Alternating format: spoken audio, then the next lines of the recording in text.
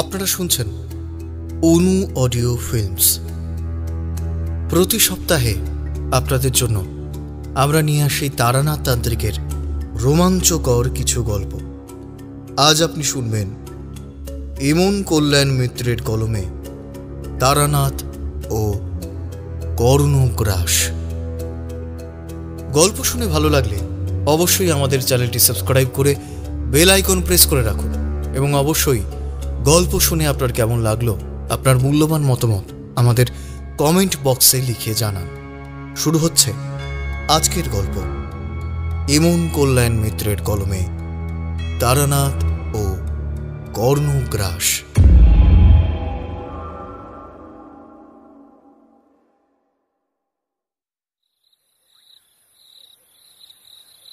সন্ধ্যার ফিকে অন্ধকার রাত বাড়ার সাথে সাথে আরো গাঢ় হয়ে আসছে। সেই গাঢ় অন্ধকারে ভাঙা শিব মন্দিরের আড়ালে থাকা দুই ছায়ামূর্তি, যাদের সন্ধ্যের অন্ধকারে সামান্য বোঝা যাচ্ছিল, এখন আর তাদের দেখাই যাচ্ছে না। কেবল তাদের মৃদু কণ্ঠস্বর শোনা যাচ্ছে, একটি পুরুষের অপরটি নারীর। সন্ধে থেকেই চলছে এই কথোপকথন। এখনো রাত হয়ে গেল, কিন্তু তাদের কথাবার্তায় বেশ বোঝা যাচ্ছে তারা এখনো কোনো বিষয়ে একমত হতে পারেনি। কথাবার্তা যেন ধীরে ধীরে মিষ্টলাভ থেকে উত্তেজনায় পরিবর্তিত হচ্ছে। নারী কণ্ঠ চিন্তিতভাবে বলল, না না অশোক, তুমি যা বলছো তা কিছুতেই হতে পারে না। জোর করে কাউকে ভালোবাসা যায় না। তুমি দেখো, সেই গায়ের প্রাইমারি স্কুল থেকেই আমি তোমার সাথে পড়েছি। চিরকাল আমি তোমাকে আমার একজন ভালো বন্ধুই ভেবে এসেছি। তার বেশি কিছু আমি কখনো ভাবিনি। আর তুমি তো জানো, বলো, আমি নরেনকে সেই ছোটবেলা থেকেই ভালোবাসি। আর এ কথা শুধু তুমি নয়, পুরো গ্রাম জানে। কাল বাদে পরশু নরেনের সাথে আমার বিয়ে। অনেক সমস্যা কাটিয়ে আমরা দুজন ভগবানের আশীর্বাদে এক হতে চলেছি। আর আজ তুমি আমাকে এই প্রস্তাব দিচ্ছ?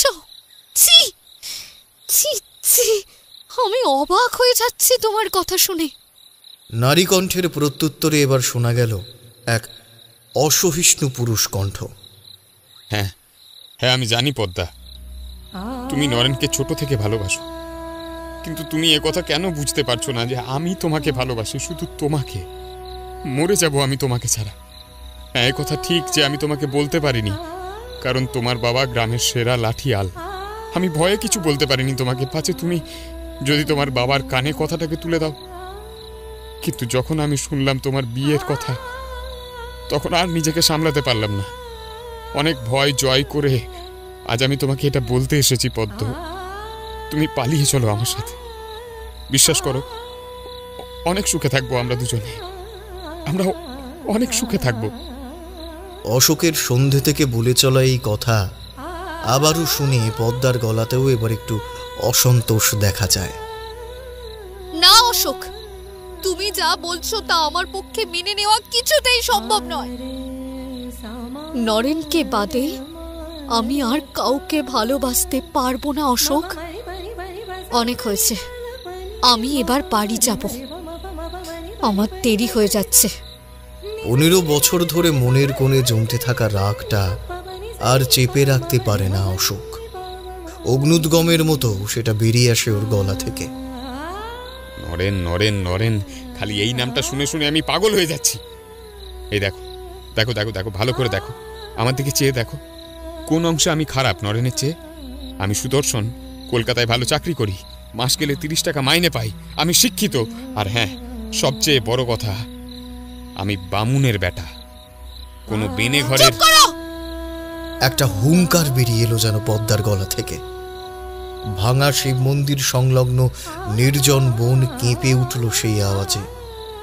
তবে পরক্ষণেই নিজেকে সামলে নিয়ে পদ্মা দৃঢ়ভাবে বলল, দেখো, এই নির্জন জায়গায় লোকে আমাদের চিৎকার শুনতে পাক, আর সেই চিৎকার শুনতে পেয়ে উল্টোপাল্টা কিছু ভাবুক, আমি সেটা চাই না। আমার বাবার সম্মানে কোনো রকম ভাবে কোনো আঘাত আসুক, আমি সেটা চাই না অশোক। নরেন বিনি ঘরের ছেলেই হোক আর ম্যাথর ঘরের ছেলেই হোক, আমি ওকে ভালোবাসি, আর ওকে ছাড়া আমি কাউকে বিয়ে করব না। মনে রাখবে এই কথাটা, দ্বিতীয়বার কখনো আমাকে এসব কথা বলতে আসবে না। এক নিঃশ্বাসে কথাগুলো বলে ঘোমটা মাথায় তুলে অশোকের পাশ কাটিয়ে এগোতে লাগলো পদ্মা। নিজের ছোটবেলার বন্ধুর এই আচরণে হতভম্ব হয়ে গেছে আছে। এই অশোকের মনে এই ছিল? এই কলকাতায় চাকরি করা বাবুটিকে সে তো কত শ্রদ্ধা করত, কত শিক্ষিত ভাবত, আর আজ ভারত স্বাধীন হয়ে 4 বছর হয়ে গেছে, এখনো এর জাতির অহংকার নিয়ে পড়ে আছে। ঘৃণায় মনটা বিষিয়ে উঠল পদ্মার। 6ষ্ঠ শ্রেণীর পর পদ্মা গাঁয়ের লোকেদের কথাবার্তায় আর পড়তে পারেনি। ওটুকুও হতো না যদি না তার বাবা হারানচন্দ্রর দাপট থাকতো এই গ্রামে। এই পরগনার জমিদারের প্রধান লাঠিয়াল তার বাবা। তবে সরকারের আইনের জন্য এখন জমিদারি পতনের দিকে যাওয়ায় লাঠিয়ালের প্রয়োজন আর তেমন হয় না।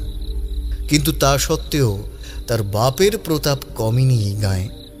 গ্রামের অন্য প্রান্তে ভাগ্যিস আজ রাসমেলাটা বসেছে, সবাই সেখানে পড়ে আছে।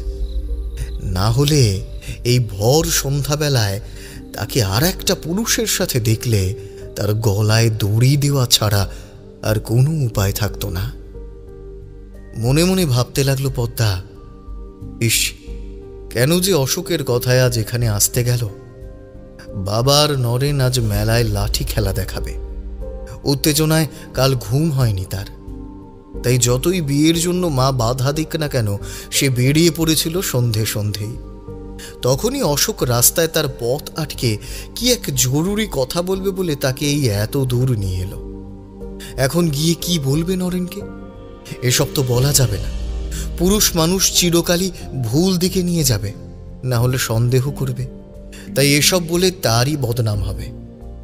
লাঠি খেলা বেশি রাতে হয়, এটাই এক রক্ষে।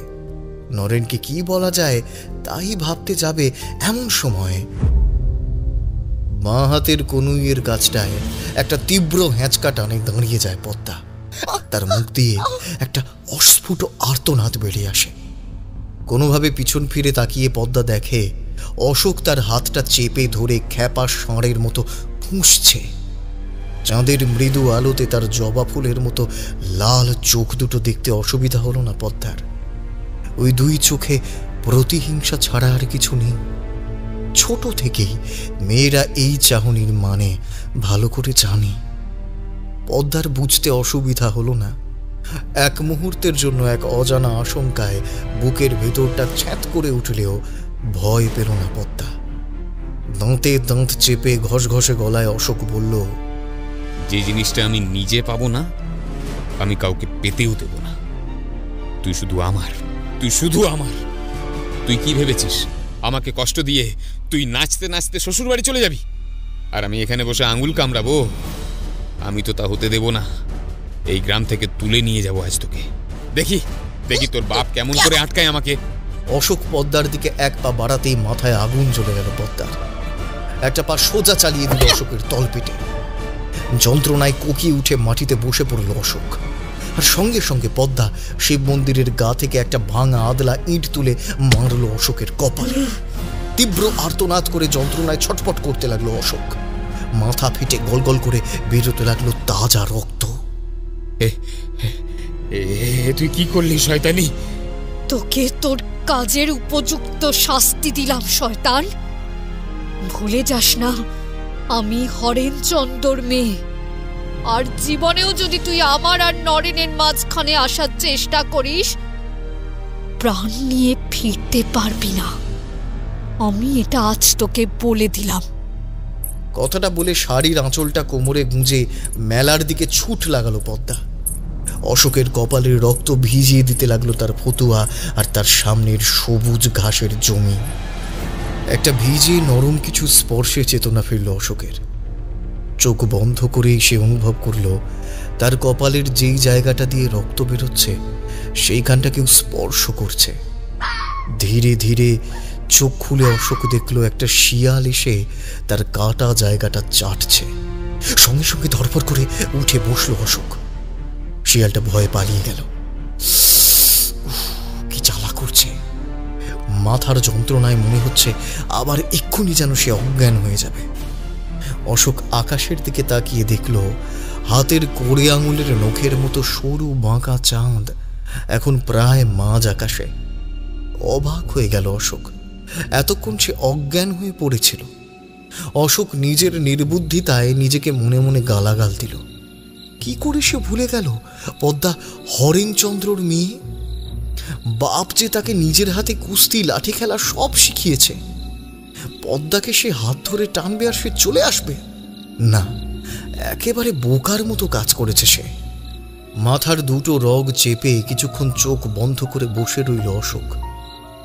ভাঙা শিব মন্দিরের সামনের জঙ্গল থেকে এক পাল শেয়াল ডেকে উঠল। তারাও যেন আজ অশোককে ব্যঙ্গ করছে। আরো প্রায় আধ ঘন্টা পর চোখ খুলল অশোক। পদ্মা তার মাথা ফাটিয়ে পরশু বিয়ে করতে চাচ্ছে। তার মনে অশোকের জন্য এতটুকুও সহানুভূতি নেই। ধীরে ধীরে পদ্মার প্রতি তার ভালোবাসাটা একটা তীব্র ঘৃণার রূপ নিতে থাকল। না, পদ্মাকে সে শান্তিতে থাকতে দেবে না। জ্বালিয়ে পুড়িয়ে খাক করে দেবে তার সংসার আর ওই লাঠিয়ালের বাচ্চা নরেনের জীবন। তার জন্য যা করার সে করবে, যত দূর যাওয়ার সে যাবে। একটু দূরের কাঁটা ঝোপটার দিকে তাকিয়ে ভাবতে লাগলো অশোক, কিভাবে সবচেয়ে বেশি ভয়ঙ্কর প্রতিশোধ নেওয়া যায় ওই মেয়ের উপর, যাতে সে অশোকের পায়ে পড়ে বাধ্য হয় প্রাণ ভিক্ষা চাইতে। কি করে তিলে তিলে কষ্ট দেওয়া যায় পদ্মাকে। হঠাৎ একটা কথা অশোকের মনে পড়তেই এত অসহ্য যন্ত্রণার ভেতরেও একটা কুটিল হাসি ফুটল তার মুখে। ভবানীতান্ত্রিক আগের দিন কি যেন বলছিলেন না, কর্ণ পিশাচিনী না কি যেন? সাধকের জীবনে অন্য নারী থাকলে সেই নারীর জীবন তিলে তিলে শেষ করে দেয়। জগতের কোনো শক্তির নাকি সাধ্য থাকে না তাকে বাঁচানোর। অসহ্য বেদনা সত্ত্বেও মাটি থেকে উঠে পড়ল অশোক। মাথার রক্তটা মুছে নিল ফতুয়ার হাতায়। সে ঠিক করে নিয়েছে কি করতে হবে। অন্ধকারেই টলতে টলতে সামনের দিকে হাঁটা দিল অশোক। ভবানীতান্ত্রিকের ছোট্ট কুঁড়ে ঘরটার সামনে পৌঁছে একবারের জন্য থমকে দাঁড়ালো অশোক। কুটিরে ধুনির আগুন জ্বলছে, তার ধোঁয়া ছড়িয়ে পড়েছে মাঝরাতের আকাশে। বাবা তার মানে এতক্ষণে নিশ্চয়ই গাঁজার টানে মনোনিবেশ করে ফেলেছেন। মনে মনে একবার হাসল অশোক। লোকটার যতই ক্ষমতা থাকুক না কেন, একবার গাঁজার টান মাথায় উঠলে পাঁড় মাতালের থেকেও খারাপ অবস্থা হয়ে যায়। গুটি গুটি পায়ে কুটিরের দরজায় গিয়ে দুবার ঠক ঠক করল অশোক। সঙ্গে সঙ্গে ভেতর থেকে একটা বাজখাই স্বর ভেসে এলো। এই রে, বাবার যে এখনো নেশা ভালো চড়েনি, গলার যে এখনো ভালোই তেজ আছে। বুকটা একবার ঢিপ ঢিপ করে উঠলেও পাত্তা দিল না অশোক। যা থাকে কপালে। এত দূর এসে তো আর ফিরে যেতে পারবে না। আমতা আমতা করে বলল, আমি গুরুদেব অশোক। ও, ভেতরে আয়, দরজা খোলা আছে। দরজা ঠেলে ভেতরে ঢুকলো অশোক। কুটিরের ভিতরটা কর্পূর, ধুনি আর গাঁজার গন্ধে ভরে আছে। একপাশে রাখা হোমকুণ্ড। কিছুক্ষণ আগেই সেখানে হোম হয়েছে। নিভে যাওয়া কুণ্ড থেকে এখনো ধিকি ধিকি ধোঁয়া বেরোচ্ছে। ভবানীতান্ত্রিককে প্রণাম করে বসে পড়ল সামনে অশোক। ভবানীতান্ত্রিক বললেন, কি রে, আজ সান্ধ্য পূজা এলি না তো? বড়, তোর সব গুরু ভাইরা তো এলো।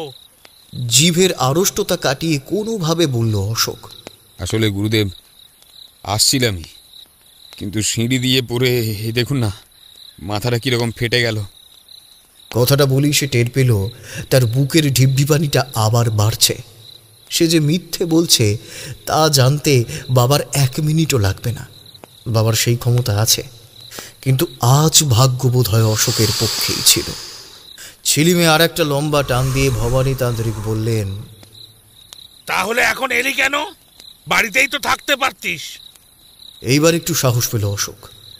ভবানী তান্ত্রিকের শীর্ণ পা দুটো নিজের কোলে তুলে টিপতে টিপতে বলল, ভাবলাম সন্ধেবেলা তো আর যাওয়া হলো না, এখন এসে আপনার একটু পদসেবা করে নিজেকে ধন্য করি। সারাদিন কত খাটুনি গেছে আপনার। তা বেশ বেশ, খুব ভালো করেছিস এসে। ভবানী তান্ত্রিক পদসেবার আরামে চোখ বুঝলেন। আরও 2 মিনিট পর অশোক দেখল গুরুদেব ঝিমোতে শুরু করেছেন। এই রে, বুড়ো যদি ঘুমিয়ে পড়ে তাহলে তার সব পরিকল্পনা ভেস্তে যাবে। না, আর সময় নষ্ট করা যাবে না, অনেক নাটক হয়েছে। মৃদু গলায় ডাকলো অশোক। গুরুদেব। কোনো সাড়া পেল না সে। এবার একটু গলাটা চড়ালো। চমকে গিয়ে চোখ খুললেন ভবানী তান্ত্রিক। কি হলো, ডাকছিস কেন? গুরুদেব, একদিন আপনি কর্ণপিশাচিনীকে নিয়ে বলছিলেন না? কর্ণপিশাচিনী সাধনা সম্পর্কে কিছু বলবেন গুরুদেব? তোর হঠাৎ কর্ণপিশাচিনীর দিকে মন গেল কেন রে? হতচ্ছাড়া, ওদিকে যাস না, ও তোর কম্য নয়। আমি তোকে দেখেই বুঝেছিলাম, যেমন আছিস তেমন থাক। ও বড় সাংঘাতিক সাধনা। আরো জোরে জোরে ভবানী তান্ত্রিকের পা টিপতে লাগলো অশোক। এটাই তার সবচেয়ে বড় অগ্নি পরীক্ষা। গুরুদেবের মুখ তাকে খোলাতেই হবে। না গুরুদেব, আপনি চুপ থাকবেন না। আমি শুধু এতটুকুই জানি, কর্ণপিশাচিনীর সাধনায় সিদ্ধি লাভ করলে তিনি ভূত, ভবিষ্যৎ, বর্তমান সব সাধকের কাছে তুলে ধরেন। আমিও সব জেনে লোকের সেবায় নিজেকে সঁপে দিতে চাই। আপনি আমাকে নিরাশ করবেন না গুরুদেব। শেষের কথাগুলো এক কান্না ভেজা অনুরোধ হিসেবে বেরিয়ে এলো অশোকের গলা থেকে। ভবানী তান্ত্রিকের মন যেন একটু সিক্ত হলো। নরম গলায় বললেন, লোকের সেবা করতে চাস, তাদের আগাম বিপদে সতর্ক করতে চাস, সে বড়ই ভালো কথা বাবা, কিন্তু ওই সাধনা করা তোর কম্য নয়। আমি নিজেও ওই সাধনা করিনি, আমার গুরুদেব করেছিলেন। ওই সাধনা করা মানে সাক্ষাৎ নিজের মৃত্যুকে বরণ করে নেওয়া। হাত জোর করে অশোক বলল, আমি পারবো গুরুদেব, আমি ঠিক পারবো। শৈশব থেকে তো এই একটাই স্বপ্ন দেখেছি, আপনার মতো একজন সাধকের পায়ের কাছে নিজেকে সঁপে দিয়ে মানুষের সেবায় আমি নিজেকে আত্মনিয়োগ করব। আপনি দেখবেন বাবা, আমি ঠিক মানুষকে তার আগাম বিপদ সম্পর্কে সতর্ক করে তার মঙ্গল সাধনা করতে পারবো। ছিলিমে একটা বড় টান দিয়ে ভবানী তান্ত্রিক বললেন, তোর এখন যুবা বয়স, দেহ মন কাম বাসনায় আগুনের মতো জ্বলছে। কর্ণপিশাচিনীর সাধনা করলে জীবনে আর অন্য কোনো মেয়ের সাথে কোনো রকম সম্পর্ক রাখতে পারবি না। কর্ণপিশাচিনী সারা জীবন তোর প্রেয়সী হয়ে থাকবে। অন্য কোনো মেয়েকে সে আর তোর ধারে কাছেও আসতে দেবে না। তুই যদি আর কোনো মেয়ের সাথে সম্পর্ক করিস, তাহলে ওই পিশাচি তোকেও মারবে আর সেই মেয়েকেও মারবে। মনে মনে একবার হাসল অশোক। সে তো এটাই চায়। লাজুক গলায় বলল, কোনো মেয়ের প্রতি আমার কোনো আকাঙ্ক্ষা নেই গুরুদেব। আমি শুধু মানুষের সেবা করতে চাই, মানুষের পাশে দাঁড়াতে চাই। ভবানী তান্ত্রিক কিছুক্ষণ চুপ করে থেকে বললেন, তুই তার মানে ঠিক করেই নিয়েছিস কর্ণপিশাচিনী সাধনা তুই করেই ছাড়বি। বেশ, আমি তোকে সাধনা পদ্ধতি শেখাবো, কিন্তু একটা কথা মনে রাখিস, কর্ণপিশাচিনীকে বশ করে তুই হয়তো অতীত ভবিষ্যৎ সব জানতে পারবি, যশ খ্যাতি সব হবে তোর, কিন্তু তোকে ভীষণ কঠিন পরীক্ষার মধ্যে দিয়ে যেতে হবে। বিন্দু মাত্র ভয় পেলে বা সাধনায় ত্রুটি ঘটলে তোর মৃত্যু অবধারিত। আর একবার ভেবে নে, তুই কি এই পথে সত্যিই পা বাড়াতে চাস? একবার পা বাড়ালে পিছনে ফেরার আর রাস্তা নেই কিন্তু। বুকটা এবার ঢিপ ঢিপ করে উঠল অশোকের। কিন্তু পরক্ষণেই পদ্মার সন্ধ্যায় বলা কথাগুলো তার মাথায় আগুন জ্বালিয়ে দিল। ওই মেয়েকে সে শান্তিতে থাকতে দেবে না, নরক করে দেবে ওর আর ওর প্রাণের ভালোবাসার নরেনের জীবন। কঠিন গলায় অশোক বলল, হ্যাঁ গুরুদেব, আমি মন স্থির করে নিয়েছি। বেশ, এখন আমি যেই কথাগুলো বলছি সেইগুলো মন দিয়ে শোন। ছোট্ট কুটিরে নিভু নিভু ধুনির আগুনের সামনে বসে অশোক এক মনে ভবানীতান্ত্রিকের কথাগুলো শুনতে লাগলো। যত শুনতে লাগলো ততই একটা ঝড় বইতে লাগলো তার ভেতরে। সারা গা শিরশির করতে লাগলো ওই বাজখাই গলায় বলে চলা কথাগুলোয়। কর্ণ পিশাচিনীকে নিছক সাধারণ কোনো পিশাচিনী ভাবিস না। সে অতীব ভয়ঙ্করী। যে তাকে একবার নিজের জীবনে আহ্বান করে তাকে ছেড়ে ওই পিশাচি আর কখনোই যেতে চায় না। কর্ণ পিশাচিনী সাধনা করার 10-12 দিন আগে তোকে মা কালীর সাধনা করে নিজের জন্য রক্ষা কবচ তৈরি করতে হবে। এই রক্ষা কবচের জন্য পিশাচিনী যখন তখন তোকে আক্রমণ করতে পারবে না। তবে কিছু ভুল করলে ওই কবচেরও ক্ষমতা নেই তোকে বাঁচানোর। ত্রুটিগুলো আমি পরে বলছি, আগে সাধনা কি করে করবি শোন। মা কালীর সাধনার পর নিজের জন্য রক্ষা কবচ তৈরি করে তোকে এমন জায়গায় সাধনায় বসতে হবে যেখানে সচরাচর কোনো মানুষের যাতায়াত ঘটে না। নির্জন শ্মশান এক্ষেত্রে সবচেয়ে উপযুক্ত স্থান। যে স্থানটায় সাধনা করবি সেটা অত্যন্ত নোংরা হতে হবে। একটা বৃত্তের মধ্যে টানা 7 দিন উপোস করে তোকে সহস্রবার মন্ত্র জপ করতে হবে। মল মূত্র ওই স্থানেই করতে হবে। ঘৃণা লাগলে হবে না, এটাই সাধনার নিয়ম। পৃথিবীর সকল নোংরা অপবিত্র ঘৃণ্য জিনিস নিয়ে এই সাধনা হয়।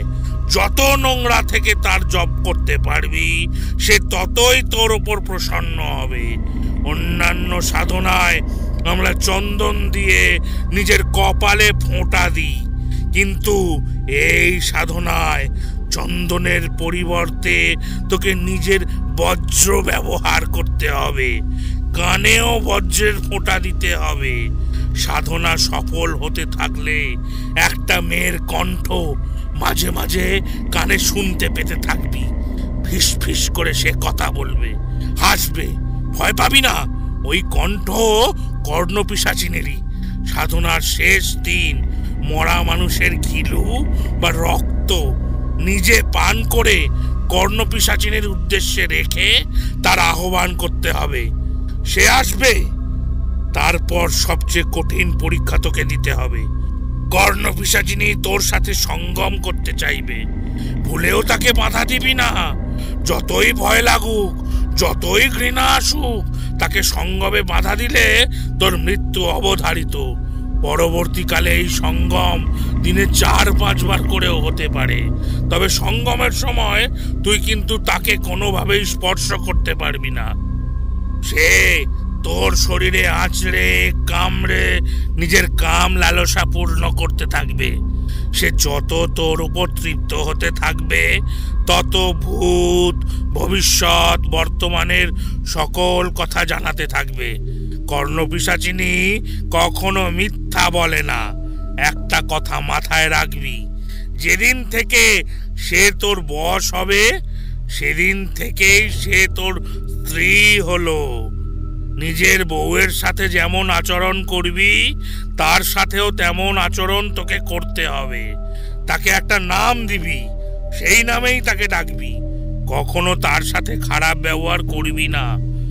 আর একটা কথা বলছি, মনে রাখিস, কর্ণ পিশাচিনীকে তুই বশ করে তোর ইচ্ছে মতো তাকে কাজ করাবি। তাই তোর উপর একটা ক্রোধ তার থাকবেই। সে একদিকে যেমন তোকে ছেড়ে যেতে চাইবে না, তেমনি তোর ব্যবহার খারাপ হলে, তোকে অন্য মেয়ের প্রতি আকৃষ্ট হতে দেখলে সে তো ওই মেয়েকে মারবেই, তোকেও হত্যা করবে। সিদ্ধি লাভ করার পরে আর কোনোদিন পুকুরে ডুব দিয়ে স্নান করবি না, কোনোদিন না। ডুব দিলে সে তোকে আর জলের ওপর মাথা তুলতে দেবে না, ডুবিয়ে মারবে তোকে।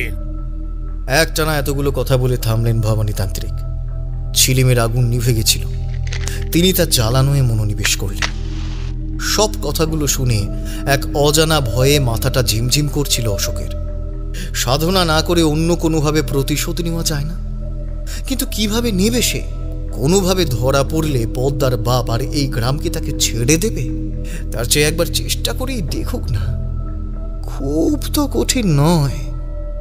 পিশাচি সামনে থাকাকালীন একবার পদ্মার কথা ভাবলে, যখন সে পদ্মার শরীরটা গিয়ে ছিঁড়ে খুঁড়ে খাবে, তখন কোনো গ্রামের লোকেরই আর কিচ্ছু করবার থাকবে না। অনেক মাইল দূরে বসে থেকেও খুব সহজেই তার কাজ হয়ে যাবে। তবে খুব সাবধানে করতে হবে। পিশাচিনীকে বুঝতে দিলে হবে না এসব তারই পরিকল্পনা, নইলে সেও মরবে। এত তাড়াতাড়ি সে কোনোভাবেই মরতে চায় না। এমন কিছু করতে হবে যেখানে সে পদ্মার সাথে নয়, বরং পদ্মা তার সাথে দেখা করতে আসে।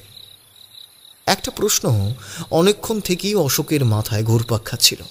আমতা আমতা করে সে এবার বলেই ফেলল সেটা ভবানী তান্ত্রিককে। গুরুদেব, যদি আমার কখনো মনে হয় এই পিশাচিনীকে আমি আর আমার জীবনে রাখবো না, তাহলে কিভাবে তাকে ফেরত পাঠাবো? প্রশ্নটা শুনে অট্টহাসিতে ফেটে পড়লেন ভবানী তান্ত্রিক। তারপর হাসতে হাসতে বললেন, এখনো তো পিশাচিনীকে ডাকলেই না, তার আগেই তাকে ফেরত পাঠানোর কথা চিন্তা করছিস। কর্ণ পিশাচিনীকে একবার ডাকলে তাকে আর ফেরত পাঠানো যায় না। তবে তুই চাইলে অন্য সাধকের হাতে তাকে তুলে দিতে পারিস। এখানে সেই সাধককেও কর্ণ পিশাচিনীকে গ্রহণ করার জন্য মন থেকে সম্মত হতে হবে। তবে সাধক খুঁজে পাওয়া তো আলু পটল কেনা নয় যে যেখানে সেখানে পেয়ে যাবি। তাই এই উপায় এক কথায় প্রায় অসম্ভব। আচ্ছা গুরুদেব। এবার সব কথা শুনে তুই যদি সম্মত হোস, তাহলে আমি তোকে কর্ণ পিশাচিনী মন্ত্র দান করব। ভোর হয়ে আসছে, মন্ত্রদানের এর চেয়ে উত্তম সময় আর হয় না। হ্যাঁ গুরুদেব, আমি রাজি।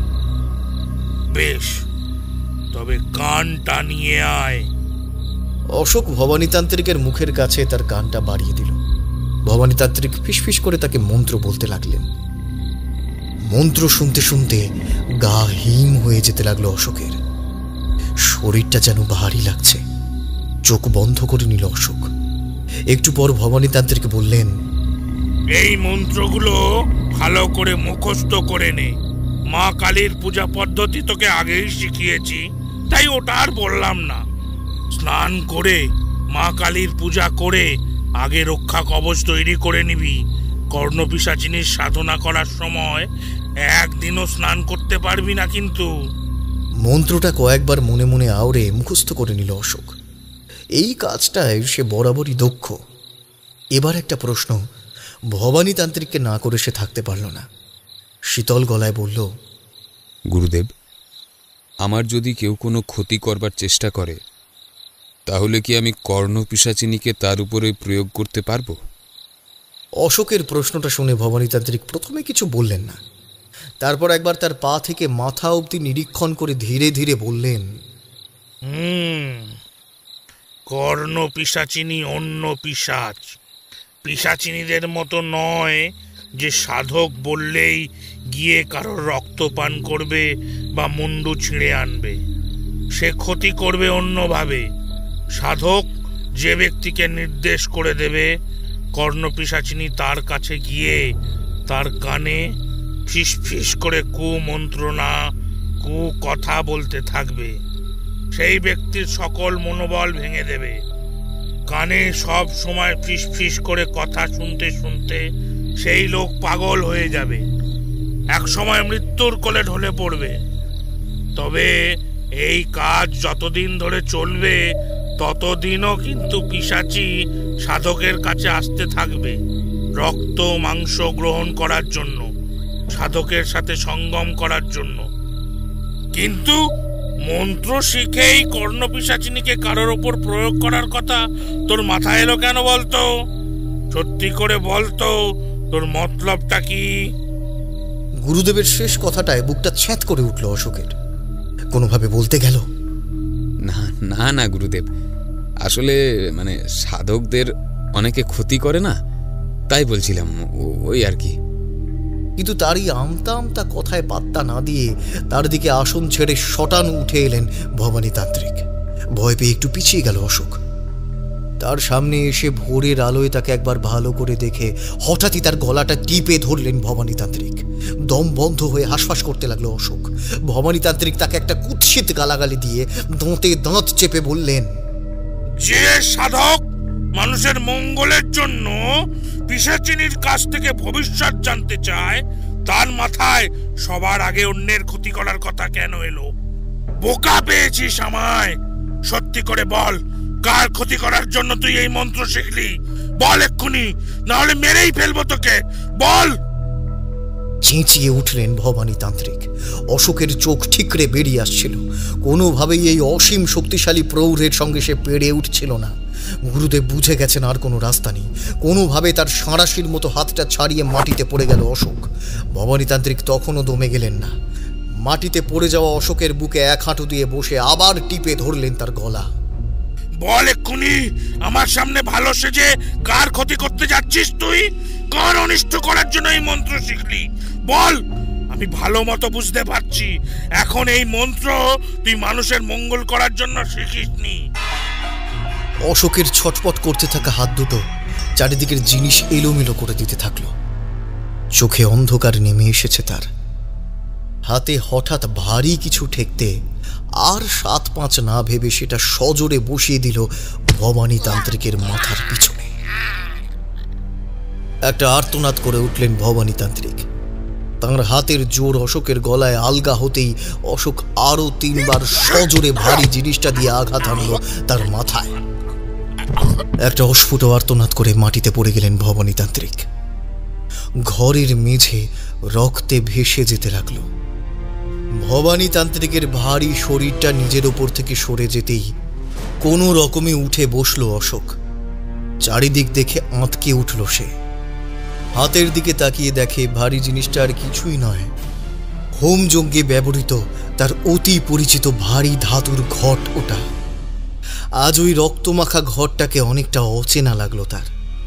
গুরুদেবের দিকে তাকিয়ে দেখে তার মাথা 2 ফাঁক হয়ে গেছে, ঘিলু বেরিয়ে আসছে সেখান থেকে।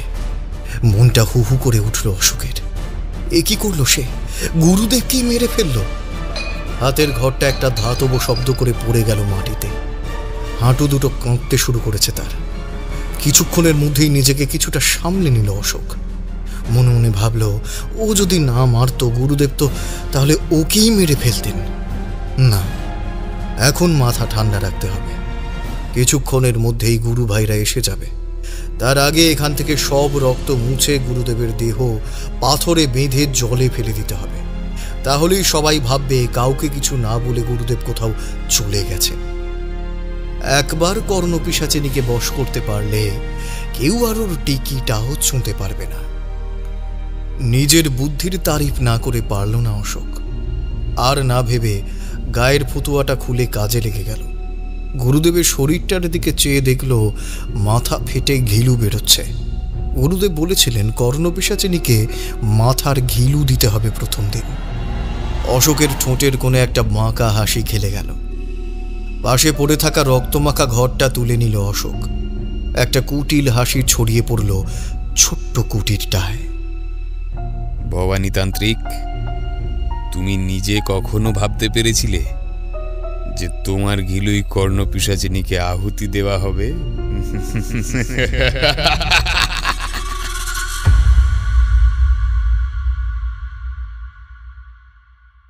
আলোয় সাজানো দোতলা বাড়িটার সামনে অশোক যখন এসে দাঁড়ালো তখন সানাই বাজতে শুরু করেছে।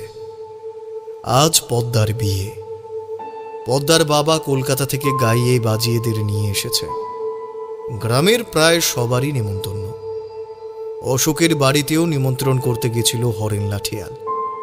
অশোকরা ব্রাহ্মণ, তাই এই শুভ দিনে যেন ব্রাহ্মণদের পায়ের ধুলো তাদের বাড়িতে পড়ে এই কথা অনেক করে বলে গেছে সে। অশোকের বাবা মাও আসবে খানিক পরে। অশোকের জরুরি কাজ আছে, আজ রাতেই কলকাতায় যেতে হবে। এই দোহাই দিয়ে আসবে না বলে দিয়েছে বাবা মাকে। এখন শুধু ছোটবেলার বান্ধবী পদ্মাকে শুভেচ্ছা জানাতে যাচ্ছে এও বলেছে। ভবানীতান্ত্রিকের মৃত্যুর পর একদিন কেটে গেছে। শিষ্যরা আশ্রমে এসে বাবাকে দেখতে না পেয়ে খুব বিচলিত হলেও অশোকই খানিক বাদে এসে তাদের বলল, হয়তো বাবা কোথাও তীর্থ করতে গেছেন, কিছুদিন পরেই ফিরবেন। গুরু ভাইদের সাথে কথা বলতে বলতে আশ্রমের ভেতরটা একবার দেখে নিয়েছিল অশোক। না, কোথাও এক ফোঁটাও রক্ত বা ধস্তাধস্তির চিহ্ন নেই।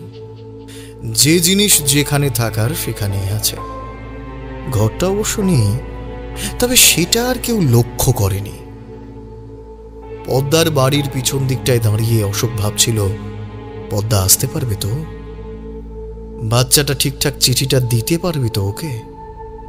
বাচ্চাটাকে অশোক চেনে না, সেও সম্ভবত চেনে না অশোককে, তাই পিয়নের গল্পটা ভালোই বিশ্বাস করানো গেছে। পদ্মা পিয়ন দিয়ে গেছে ভেবে খুললেও পড়লেই বুঝতে পারবে অশোকের চিঠি। অশোক যখন এই কথাগুলোই ভাবছে, ঠিক তখনই খিড়কির দরজাটা খুলে দ্রুত পায়ে বেরিয়ে অশোকের দিকে এগিয়ে আসতে থাকলো পদ্মা। বিয়ের সাজে অপরূপ সুন্দরী লাগছে পদ্মাকে। অশোকের বুকটা একবার দুলে উঠল। না, এখন এগুলো ভাবলে হিতে বিপরীত হবে। পদ্মার মন গলাতে হবে, তবেই ক্রুদ্ধ হবে পিশাচিনী। অশোকের সামনে এসে চাপা গলায় পদ্মা বলল, আবার আবার কি মতলবে এসেছো তুমি? শোনো, আমি কিন্তু আজকে কোনো ঝামেলা চাই না। ভালো চাও তো এখান থেকে চলে যাও। অশোক কান্না ভেজা গলায় বলল, সেদিন আমার বড় ভুল হয়ে গিয়েছিল পদ্মা। রাগের মাথায় ওই কাজটা আমার করা একদম উচিত হয়নি। আমাকে ক্ষমা করে দাও। হাত জোর করলো অশোক। পদ্মা যেন এটা আশা করেনি। তার গলা একটু নরম হলো। শুধু বড় চাকরি করলেই হয় না অশোক, ভালো মানুষও হতে হয়। হ্যাঁ পদ্মা, সেদিন থেকে আমি রাতে আর ঘুমোতে পারছি না। ছি ছি ছি ছি ছি ছি ছি ছি, রাগে অন্ধ হয়ে আমি কি করেছিলাম। পদ্মা, জানি না আর কখনো তোমার সাথে আমার দেখা হবে কি না। তুমি যদি পারো আমায় ক্ষমা করো। আমি যে মরেও শান্তি পাবো না। তুমি বললে আমি তোমার পা ধরতেও রাজি আছি। অশোক পদ্মার পা ধরতে যেতেই পদ্মা দু হাত দিয়ে তাড়াতাড়ি তাকে ঠেকালো। এই না না, কি করছো তুমি অশোক? কি করছো? ওঠো ওঠো। তুমি আমার ছোটবেলার বন্ধু অশোক। তুমি যাই করো, আমার বন্ধু তো। তোমার বোধোদয় হয়েছে, আমি তাতেই খুশি। আমি তোমায় ক্ষমা করলাম। ওঠো তো এখন। একটা মিষ্টি হাসি ফুটে উঠল পদ্মার মুখে। ভালো থেকো পদ্মা। তোমার আর নরেনের জীবন অনেক ভালো কাটুক। বেশ, তবে তুমিও এবার একটা ভালো মেয়ে দেখে বিয়েটা সেরে নাও। খিলখিল করে হেসে উঠল পদ্মা। ভেতরটা জ্বলে গেল অশোকের। তাও মুখে হাসি ফুটিয়ে বলল, আচ্ছা দেখি। ভালো কথা। রাতে থাকছো তো? না, সাহেবের হুকুম এসেছে, আজই আমাকে কলকাতায় ফিরতে হবে। ও, তা খুড়িমা আসছেন তো? হ্যাঁ, মা বাবা তো আসছেনি। আচ্ছা আচ্ছা, বেশ। শোনো না, আমি তাহলে এখন যাই, বুঝলে? এখনই আবার না হলে সবাই খুঁজতে শুরু করবে। আর তুমিও এখানে থেকো না। অশোক ঘাড় নেড়ে বিদায় জানালেও পদ্মা যেতে গিয়েও একবার দাঁড়িয়ে পিছনে ফিরে বলল, অশোক, চিন্তা করো না, আমি কিন্তু তোমাকে মন থেকেই ক্ষমা করে দিয়েছি। আমি আর ওসব কথা মনে রাখিনি গো। আর তুমিও কিন্তু এই আত্মগ্লানি নিয়ে থেকো না। আমরা তো বন্ধু, আমাদের মধ্যে না হয় বন্ধুত্বটাই থাক। আগে যেমন পাড়ার নাটকে সবাই মিলে কাজলদের ছাদে মহড়া দিতাম, আবার বিয়ের পরও এসে করব। কি বলো, আমার সাথে মহড়া দেবে তো? পাশের গায়ে তো যাচ্ছি রে বাবা, খুব দূরে তো নয়। তোমাকে কিন্তু আবার অসুর সাজতে হবে, মনে থাকবে তো? আবার একটা খিলখিলিয়ে হাসি বেরিয়ে এলো পদ্মার গলা থেকে। অশোকও হেসে বলল, বেশ, তাই হবে পদ্মা। পদ্মা বাড়ির ভেতরে চলে গেল। অশোক ভাবেনি এত তাড়াতাড়ি মিটে যাবে কাজটা। এক মুহূর্ত দাঁড়িয়ে পদ্মার আশা থেকে সকল ঘটনাগুলো ভাবল, বিশেষ করে পদ্মার ওকে ক্ষমা করার পরের ঘটনাগুলো। এমন করে বারবার ভাবল অশোক। ওকে টেনে তোলা থেকে পদ্মার আবার দাঁড়িয়ে যাওয়া অবধি প্রতিটা ঘটনা, কথা মনের ভেতরে গেঁথে গেল অশোকের। কর্ণপিশাচিনী যখন থাকবে তারপর থেকে এত ভাবার সুযোগ সে পাবে না। পিশাচিনী টের পেয়ে যাবে। তাই এখনই মনে গেঁথে নেওয়ার প্রয়োজন ছিল, সেটাই করেছে সে। আর একবার জীবনে এই কথাগুলো ভাবতে হবে, ব্যাস পদ্মার খেলা শেষ। অসুর সাজার কথা বলছিল না পদ্মা? সে জানেও না আজ কত বড় অসুরের ফাঁদে পা দিয়েছে সে। জানে না কত ধূর্ত ভয়ঙ্কর এক অসুরের নজরে পড়ে সে বিয়ের পিঁড়িতে বসতে যাচ্ছে। আপন মনে কথাগুলো ভাবতে ভাবতে ফেরার রাস্তা ধরল অশোক। সানাইয়ের আওয়াজ আর সহ্য হচ্ছে না। অনেক নাটক হয়েছে, এবার আসল কাজ শুরু করতে হবে। পরশু সে কালী সাধনায় বসবে। রক্ষা কবচটা ভালো করে প্রস্তুত করতে হবে। গ্রামের ধারের শ্মশানটাকে গ্রামের পাশ দিয়ে বয়ে চলা নদীটা দুটো ভাগ করে দিয়েছে। একটা দিকে মরা পুরনো হয়, অন্যদিকটা ছোট চরের মতো জেগে আছে। চারিদিকে জঙ্গল আর শিয়ালের আস্তানা। গ্রামের লোকেরা বেশি যায় না সেদিকে। ওই জায়গাটাই সাধনার স্থান হিসেবে বেছে নিয়েছে অশোক। চাকরিতে ইস্তফা দেওয়া হয়ে গেছে। বাবা মা জানবে এখন জরুরি কাজ, ছেলে কিছুদিন কলকাতায় থাকবে, সব ঠিকই আছে। এবার তাড়াতাড়ি শ্মশানে গিয়ে জপে বসে শান্ত রাখতে হবে মনটা, সংযম আনতে হবে। পদ্মাদের বাড়ির থেকে অনেকটাই এগিয়ে এসেছে অশোক। আকাশের ফিকে চাঁদের আলোকে ভরসা করে আরো জোরে শ্মশানের দিকে পা চালালো সে।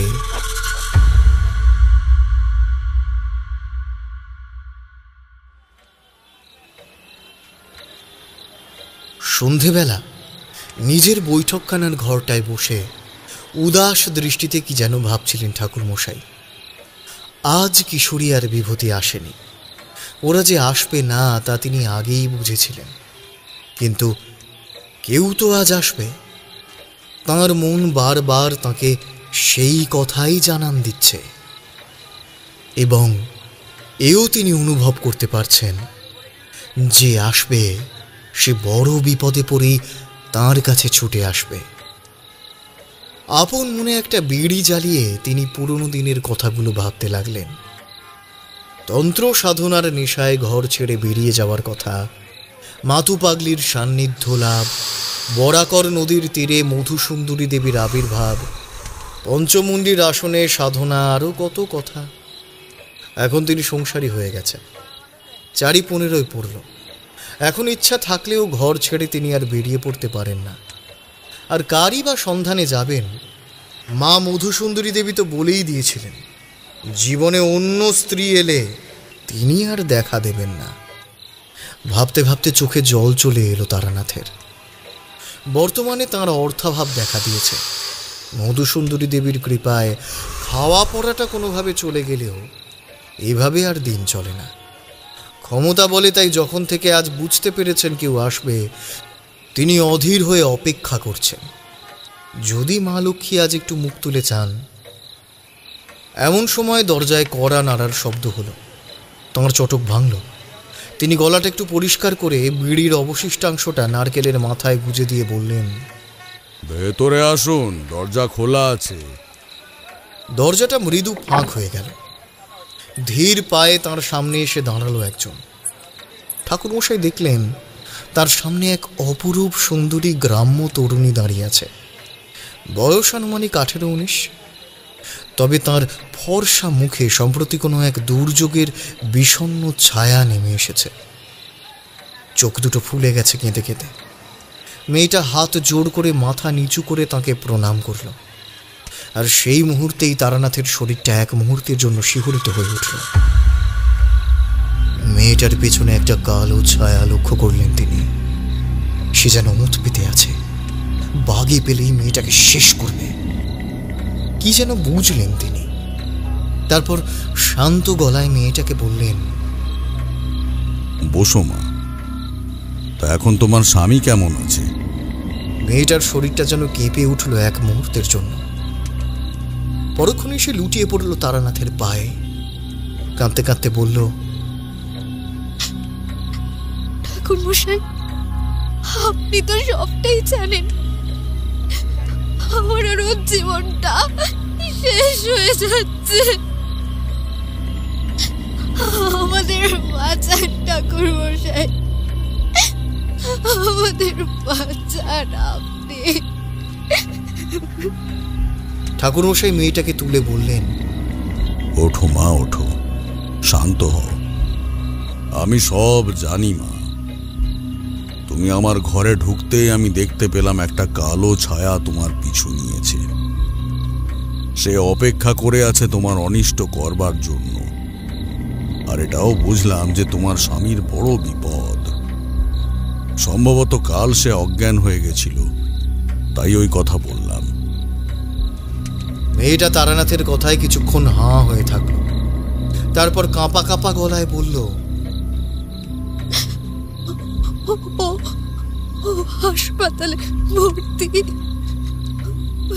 ওর সাথে কি হচ্ছে আমি কিছু বুঝতে পারছি না। ডাক্তার বাবুরাও হাল ছেড়ে দিচ্ছেন। ডাক্তাররা বলছে ও নাকি পাগল হয়ে যাচ্ছে। মেয়েটার গলাটা কান্নায় বুঝে এলো। তারানাথের বুকের ভেতরটাও একবার মুচড়ে উঠল। আরে, মেয়েটাকে দেখে মনে হয় সদ্য বিয়ে হয়েছে। এখনই স্বামীর অসুখ হলে কারি আর মাথার ঠিক থাকে? আগে জানতে হবে কি হয়েছে এদের।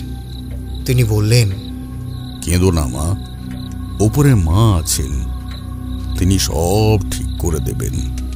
তার উপর ভরসা রাখো। এখন বলো তো মা, আমার কাছে ছুটে আসার কারণটা কি? তুমি নির্ভয় বলো, আর কিচ্ছু বাদ দিও না। ঠাকুরমশাইয়ের কথায় মেয়েটা একটু শান্ত হলো। তারপর শাড়ির আঁচলে চোখের কোণটা মুছে বলা শুরু করলো, ঠাকুর মশাই, আমার নাম পদ্মা। দক্ষিণ 24 পরগনার এক ছোট্ট গ্রামে আমার বাড়ি। ওইখানেই পাশের গঞ্জে 4-5 মাস আগে আমার বিয়ে হয়েছে। সবই ঠিকঠাক চলছিল প্রথম থেকে। 2 মাস খুব শান্তিতে কাটালাম আমরা। ও তো আমাদের গ্রামেরই জমিদার বাবুর খাস লেঠেল, তাই সকালবেলা উঠেই ওকে বেরিয়ে যেতে হতো। পান্তা খেয়েই বেরিয়ে যেত। আর আমি ঘরের সব কাজকর্ম শেষ করে ওর জন্য অপেক্ষা করে থাকতাম। রাতে ও আসলে একসাথে মিলে আমরা দুজনে খেতাম। বেশ কেটে যাচ্ছিল আমাদের, জানেন। দিনগুলো খুব সুন্দর কাটছিল। আর আমার শ্বশুরবাড়ির লোকেরাও আমার কাজে বড় খুশি ছিলেন। আর আমিও অল্প দিনের মধ্যেই ওনাদের বড় ভালোবেসে ফেলেছিলাম। একদিন জমিদার বাড়ি থেকে ফিরতে ওর খুব দেরি হলো। অন্যদিন তো ও সন্ধ্যের ভিতরেই চলে আসে, কিন্তু সেদিন প্রায় 11টা বেজে গেল, তাও ও ফিরল না।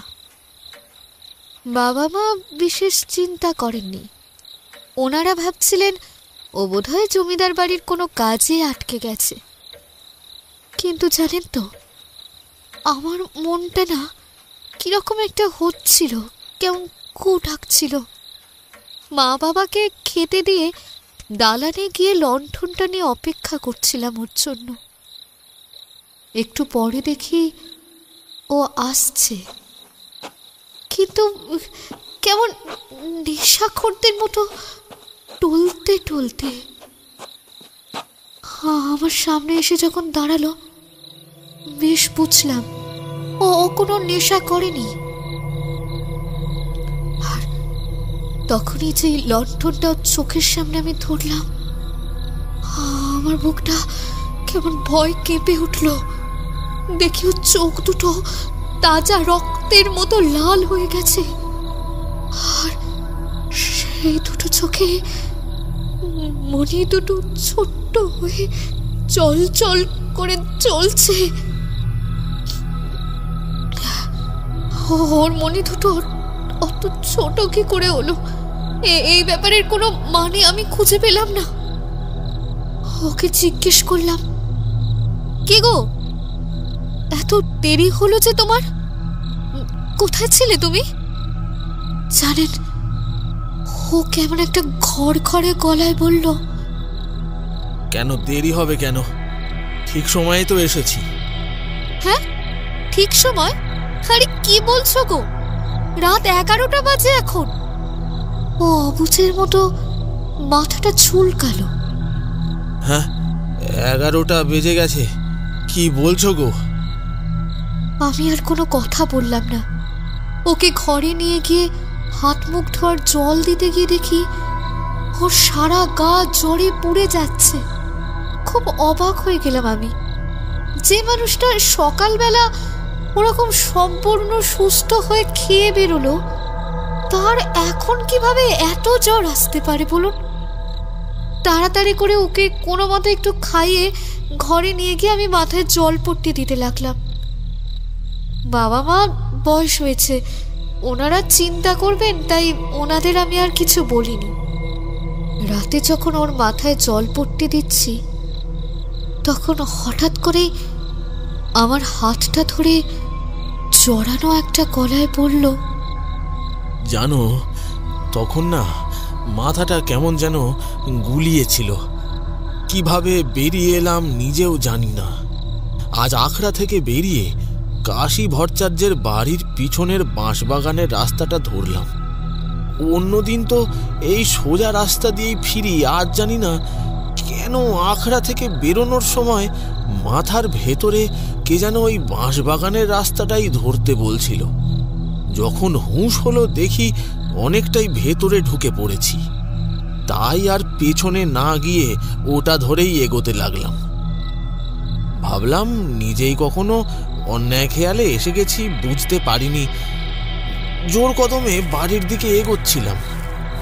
শুকনো পাতায় আমার পা পড়ে মচমচ করে আওয়াজ হচ্ছিল।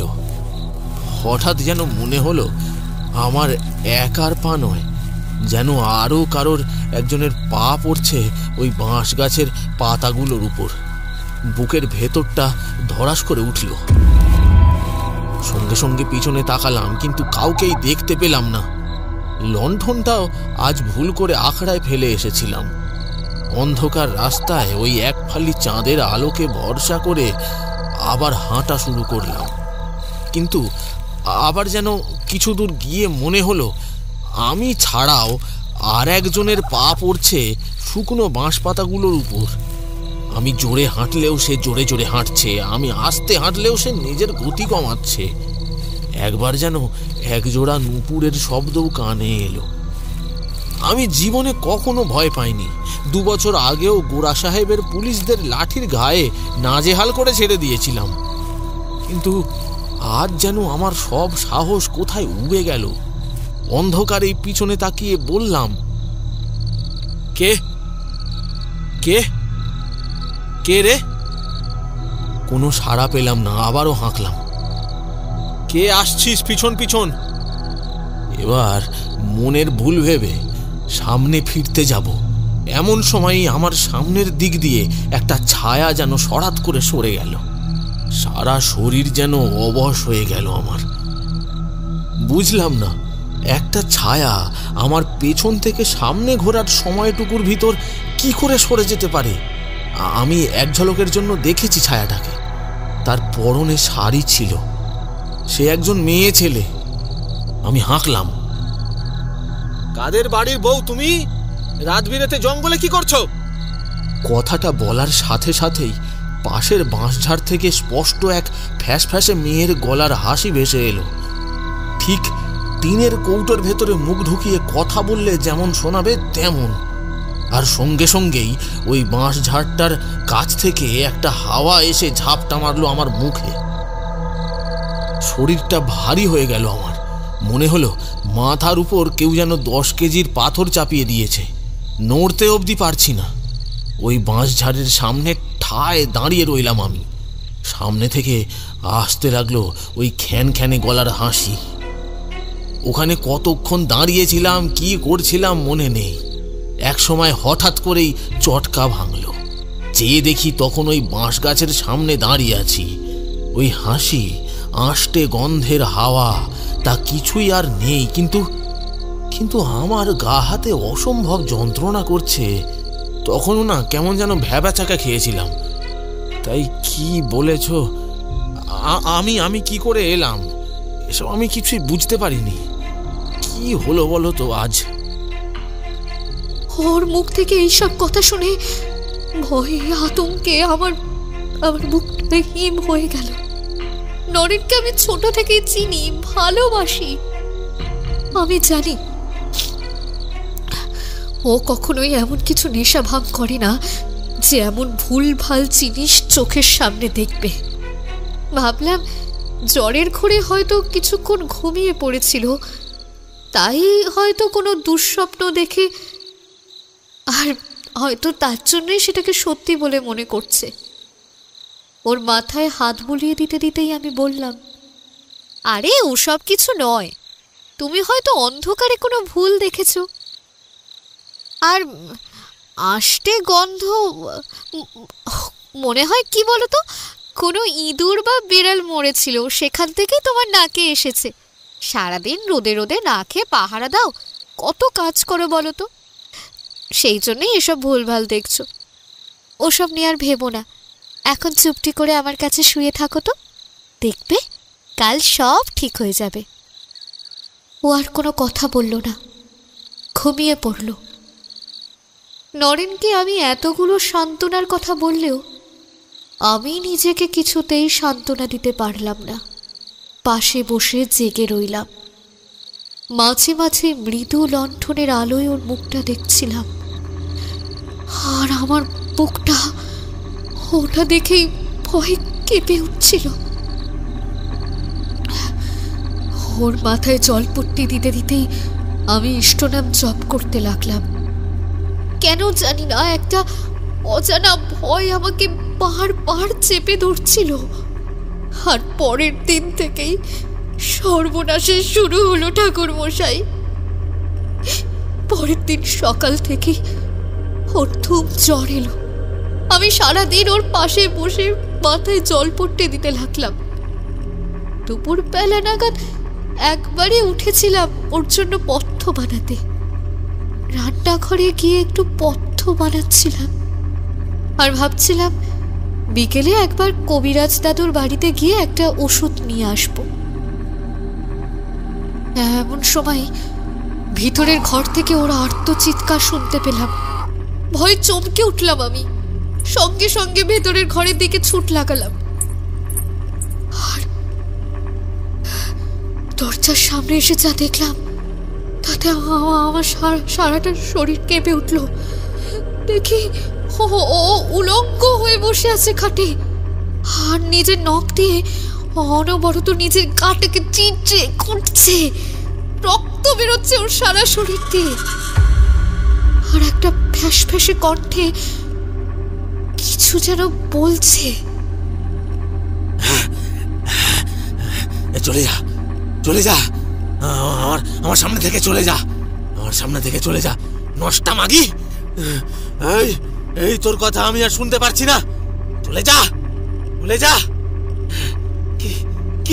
কি বললি? আমি কাপুরুষ, আমি নরাধম, এক্ষুনি বাঁশ দিয়ে তোর মাথা ফাটিয়ে দেবো আমি। ওর চিৎকার শুনেই আমি মা বাবাকে আসতে দেখে তাড়াতাড়ি ঘরে ঢুকে ওর গায়ে একটা চাদর চাপা দিয়ে দিলাম।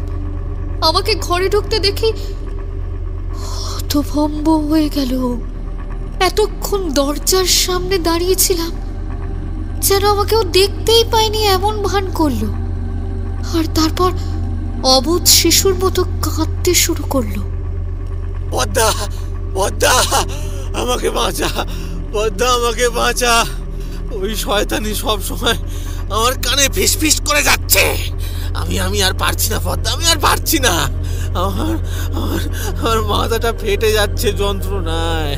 পদ্মা, আমায় বাঁচা, আমায় বাঁচা।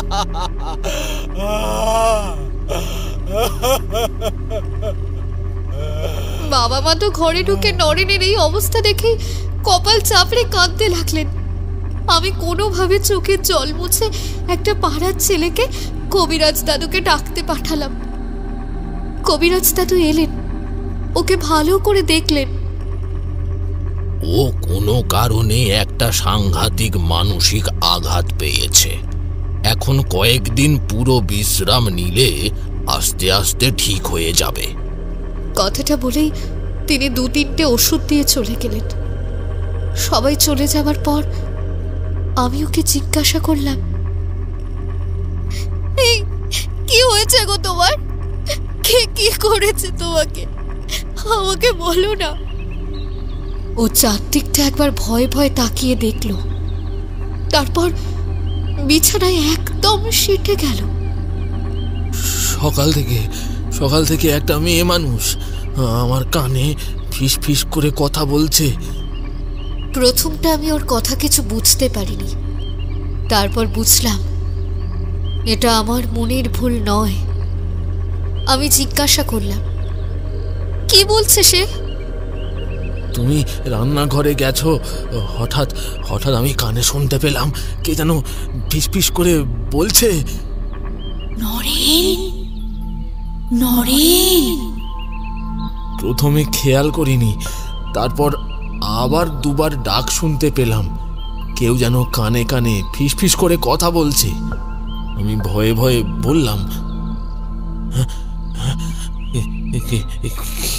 কে? আমি নিশা। তোমার বউ তো এখন ঘরে নেই। তোমার এত সুন্দর চেহারা কেন হেলায় নষ্ট করছো? বস্ত্র খুলে ফেলো, সঙ্গম করো আমার সাথে। এমন শান্তি পাবে যা কল্পনাও করতে পারবে না। এই চলে যা তুই, নষ্টা মেয়ে মানুষ কোথাকার। এই পৃথিবীতে সবাই নষ্টা নরেন। নাও, আর দেরি করো না। আমাকে পাওয়ার জন্য সব বড় বড় তান্ত্রিক কাপালিকরা বছরের পর বছর ধরে সাধনা করতে থাকে। সেই আমি তোমায় আমন্ত্রণ জানাচ্ছি, এসো, আর দেরি করো না। আমি ওকে একটা কুৎসিত গালাগাল দিয়ে বললাম, হেই, আমাকে কি চরিত্রহীন চামার ভেবেছিস? হ্যাঁ, আমার স্ত্রী আছে, এক্ষুনি দূর হ। কোথায় তুই? হ্যাঁ, তোকে আমি দেখতে পাচ্ছি না কেন? সামনে আয়, না হলে গলা টিপে মারবো তোকে। তুমি আমায় দেখতে পাবে না নরেন, শুধু আমার গলা শুনতে পাবে। আর ছোঁয়া তো দূরের কথা, কিন্তু আমি তোমায় ছুঁতে পারবো।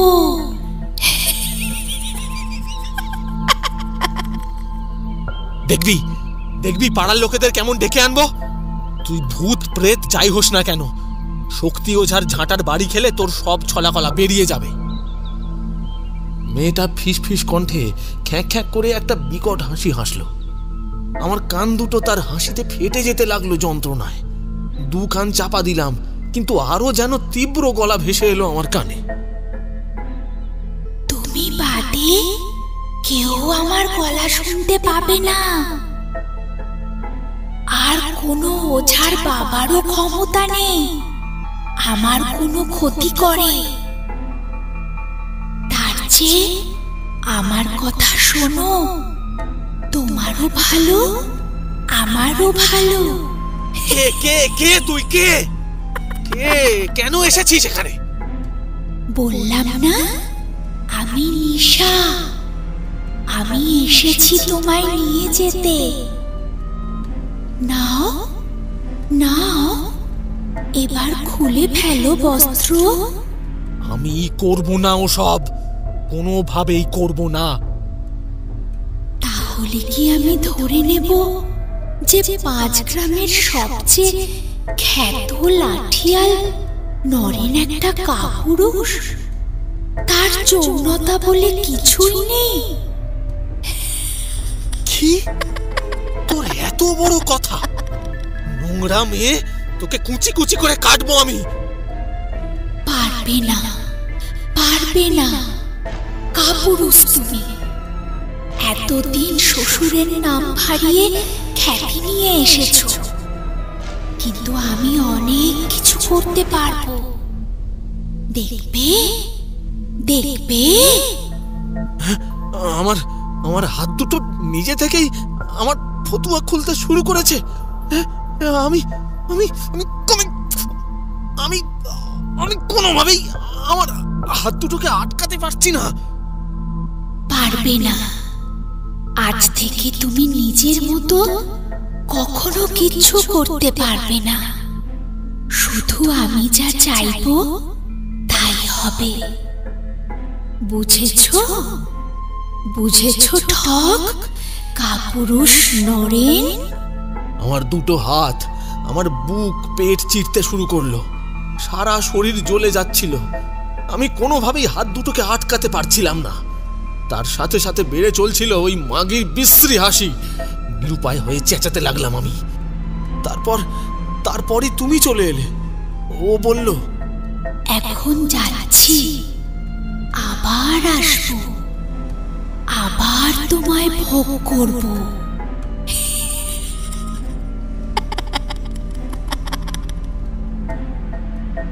নরেনের এই কথাগুলো শুনে বুকের ভেতরটা শূন্য হয়ে গেল আমার। কোনোভাবে ওকে বললাম, শোনো, কবিরাজ দাদু বলেছে যাতে তোমার উপর কোনোভাবে মানসিক চাপ না পড়ে।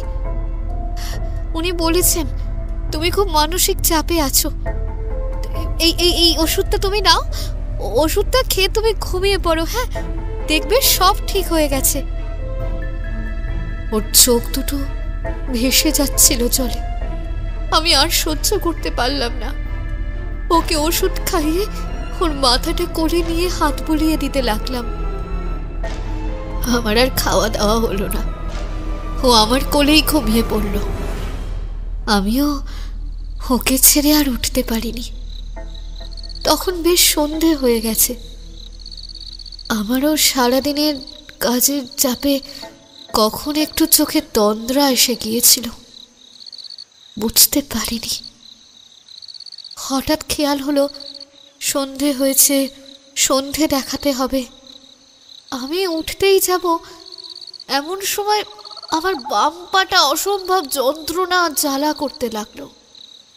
সঙ্গে সঙ্গে আমি পায়ের দিকে তাকিয়ে আতঙ্কে চিৎকার করে উঠলাম। দেখি নরেন আমার উরুর কাছটা কামড়ে ধরেছে, রক্ত বেরোচ্ছে আমার পা দিয়ে। তার সাথে ওর গলা থেকে একটা গর্জন ভেসে আসছে, যেন কোনো পশু মাংস চিড়ে চিড়ে খাচ্ছে। আমি অনেক চেষ্টা করলাম, ছাড়াতে পারলাম না ওকে। আমার পাটা যন্ত্রণায় ছিঁড়ে যাচ্ছে, খাট বিছানা ভেসে যাচ্ছে রক্তে। একটা সময় আমার তীব্র চিৎকার শুনে পাশের ঘর থেকে বাবা মা দৌড়ে এলেন। দু একজন পাড়ার লোকও ছুটে এলেন আমার চিৎকারে। সবাই মিলে অনেক কষ্টে নরেনকে কোনো মতে ছাড়ালো। আমার পায়ের অবস্থা দেখে আমি অজ্ঞান হয়ে গেলাম। জ্ঞান যখন ফিরল তখন দেখি আমার সামনে কবিরাজ দাদু বসে আছেন। ওনার মুখটা গম্ভীর। পায়ের দিকে তাকিয়ে দেখি আমার পা ব্যান্ডেজ করা হয়েছে। কবিরাজ দাদুর মুখে শুনলাম নরেনকে শান্ত করে জিজ্ঞেস করা হয়েছিল যে কেন এরকম করছে ও। তখন নাকি ও বলেছে ওর কানে কানে কেউ ক্রমাগত ফিসফিস করে বলছিল আমার পায়ে দাঁত বসানোর জন্য। আরও নাকি বলেছিল নাকি মানুষের মাংসের চেয়ে ভালো আর কিচ্ছু হয় না। ও একসময় এই অসহ্য ফিসফিসানি আর সহ্য করতে না পেরেই নাকি কামড় বসিয়েছিল। এসব শুনে না আমার মাথাটা কেমন ঝিমঝিম করতে লাগলো। এসব কি হচ্ছে আমার স্বামীর সাথে? কবিরাজ দাদু বলে গেলেন ওর মানসিক আঘাতটা অনেকটাই বেড়ে উঠেছে, আর তাই এসব সমস্যা হচ্ছে। তিনি আরো কড়া কয়েকটা ওষুধ দিয়ে গেলেন, সাথে একটা কড়া ঘুমের ওষুধ। বললেন রাতে শোয়ার আগে এটা নরেনকে খাইয়ে দিতে। ওই রাতটা সবাই আমায় নরেনের কাছে শোয়ার জন্য নিষেধ করলো, এমনকি ওর মা বাবাও। কিন্তু আমি কি করে ওকে এই অবস্থায় ছাড়ি বলুন তো? আমি ওর কাছেই শুলাম। ওকে ঘুমের ওষুধ খাওয়ানোর কিছুক্ষণ পরেই ও ঘুমিয়ে পড়ল। আমি প্রায় 12টা অবধি জেগে থাকলাম। দেখলাম ও ঘরে ঘুমাচ্ছে, আর ওকে ঘুমোতে দেখে আমিও শুয়ে পড়লাম ওর পাশে। তারপর কখন যে ঘুমে ঢুলে পড়লাম আমার আর খেয়াল নেই। কতক্ষণ হয়েছে জানি না, হঠাৎই ঘরের মধ্যে একটা অদ্ভুত আওয়াজে আমার ঘুমটা ভেঙে গেল। কিরম একটা বিকট আওয়াজ, যেন কেউ কড়মড় করে কিছু চেবাচ্ছে, আর একটা মৃদু আর্তনাদ ভেসে আসছে খুব কাছ থেকে। হঠাৎ করে পাশে চেয়ে দেখি নরেন বিছানায় নেই। আমি হঠাৎই সামনের নিভু নিভু আলোয় একটা ছায়া মূর্তিকে দেখে আমার বুকের রক্তটা হিম হয়ে গেল। আমার সামনেই মাটিতে বসে আছে নরেন, তার মুখে একটা জ্যান্ত টিয়া পাখি। ওটা তো আমাদের পোষা পাখি, এটাকে কাঁচা শিক ভেঙে বের করে তার মাথাটাকে চিবিয়ে চিবিয়ে খাচ্ছে। পাখিটা ছটফট করছে মৃত্যু যন্ত্রণায়, আর ওর ঠোঁটের কষবে রক্ত গড়িয়ে পড়ছে, আর মুখে একটা বিভৎস নারকীয় হাসি। লণ্ঠনের আলোয় কি বিভৎস দেখাচ্ছিল ওকে। আমি আর সহ্য করতে পারলাম না ঠাকুর মশাই, আমি চিৎকার করে উঠলাম, কি করছো তুমি? পাগল হয়ে গেলে নাকি? খসখসে গলায় নরেন চেঁচিয়ে বলল, পাগল হয়ে গেছি, আমি পাগল হয়ে গেছি। ওই রাক্ষসী আমায় পাগল করে দিচ্ছে। ওর কথা মতো কাজ না করলেই সবসময় আমার কানে ফিস ফিস করে যাচ্ছে। আমি আর সহ্য করতে পারছি না পদ্মা, আমার কান দুটো ছিঁড়ে যাচ্ছে জ্বালায়। দেখো ওর কথা মতো মিঠুকে মেরে আমি খাচ্ছি। এখন আর ও কানে কানে ফিস ফিস করছে না। আমি বুঝে গেছি, ওর কথা মতো কাজ করলে ও আর জ্বালাবে না, আর জ্বালাবে না কিছুক্ষণ। আমি আর সহ্য করতে পারলাম না, আমি ছুটতে বাইরে গেলাম। বাবা মাকে ডেকে তুলে সব বলতে ওনারা ভয় স্তম্ভিত হয়ে গেলেন। ওর মা কপাল চাপড়ে কাঁদতে শুরু করলেন। বাবার আমি গিয়ে কোনো মতে পাড়ার কয়েকজন লোককে ডেকে আনলাম। ওনারা এসে নরেনকে একটা দড়ি দিয়ে বেঁধে দিলেন। আমার কষ্টে বুকটা ফেটে যাচ্ছিল ঠাকুর মশাই, আমার বুকটা ফেটে যাচ্ছিল। আমার যে কিছু করার ছিল না। দড়ি বাঁধা অবস্থাতেই নরেন অশ্রাব্য ভাষায় গালিগালাজ করতে লাগলো। আবার খানিক পরে থেমে গিয়ে বলল,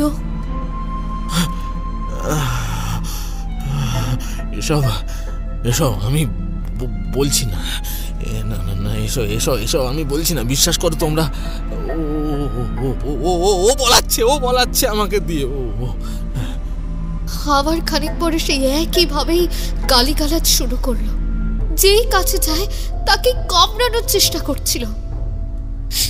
এই বিভীষিকা নিয়েই চলতে লাগলো সারা রাত। ভোর হওয়ার সাথে সাথে পুরো গ্রাম ভেঙে পড়লো আমাদের বাড়ির সামনে, যেন সবাই কোনো জন্তুকে দেখতে আসছে। কবিরাজ দাদুও এলেন। নরেন তখন কিছুটা শান্ত হয়েছে। তিনি ভালো করে নরেনকে পরীক্ষা করে আমাকে খানিক দূর নিয়ে গিয়ে বললেন, দেখ মা, চিকিৎসা করে আমার দিনকাল গিয়ে এককালে ঠেকেছে, কিন্তু এমন অসুখ কখনো দেখিনি। এ আমার কম্য নয় মা। তুমি ওকে নিয়ে কলকাতার মেডিকেল হাসপাতালে যাও। আশা করি ওখানের বিলেতি ওষুধে নরেন ভালো হয়ে উঠবে। কবিরাজ দাদুর কথা শুনে আমি আর দুবার ভাবিনি। বাপের বাড়ি থেকে যা টাকা এনেছিলাম সেই সব নিয়ে বেরিয়ে পড়লাম নরেনকে নিয়ে। শ্বশুরমশাই আর আমার 3 জন পাড়ার লোকও আমার সাথে চললেন। ওনারা এদিকে রাস্তার কিছু কিছু জানেন।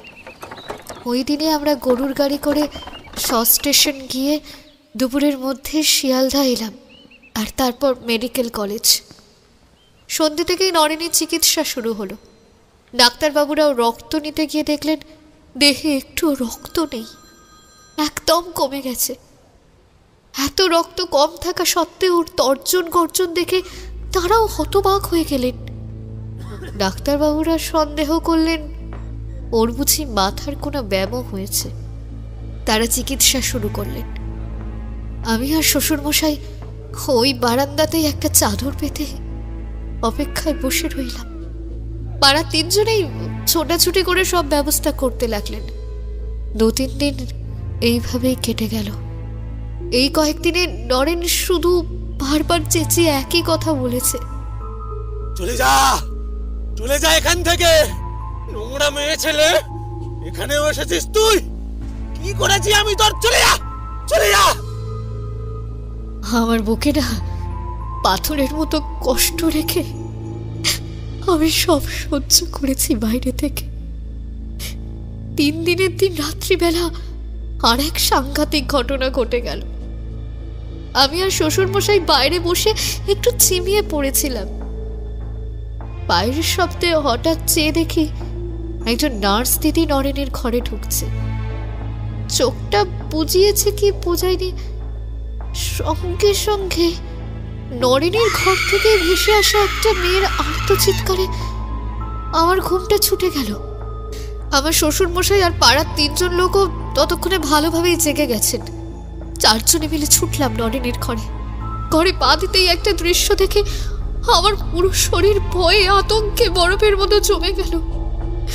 সামনের দিকে চেয়ে দেখি ওই নার্স দিদি যিনি একটু আগে ওর ঘরে ঢুকলেন, তিনি সামনে দাঁড়িয়ে ঠক ঠক করে কাঁপছে। আর সে তাকিয়ে আছে নরেনের খাটটার দিকে। নরেন কিন্তু খাটে নেই তখন, দাঁড়িয়ে আছে খাটের পাশে। তার হাতে ধরা একটা অস্ত্রোপচারের ছুরি, আর সেটা ঠিক কান খোঁচায় যেমন না ঠাকুরমশাই, ওরকম কান খোঁচানোর মতো কানে ঢোকাচ্ছে। আর সেখান থেকে দর দর করে রক্ত পড়ছে। ও ডান কান দিয়ে, মানে ওই বাঁ কান দিয়ে ঢোকাচ্ছে, আর রক্তটা ডান কান দিয়ে হরর করে পড়ছে, বুঝলেন?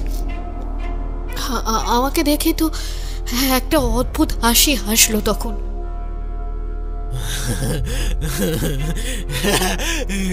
কি করব? একটু ঘুমোতে দিচ্ছিল না ও। খালি উল্টো পাল্টা নোংরা প্রস্তাব দিচ্ছিল। আমি আর সহ্য করতে পারছিলাম না, তাই কানটা একটু খুঁচিয়ে দিচ্ছি, যদি এতে ফিসফিসানি বন্ধ করে ওই আরামজাদিটা।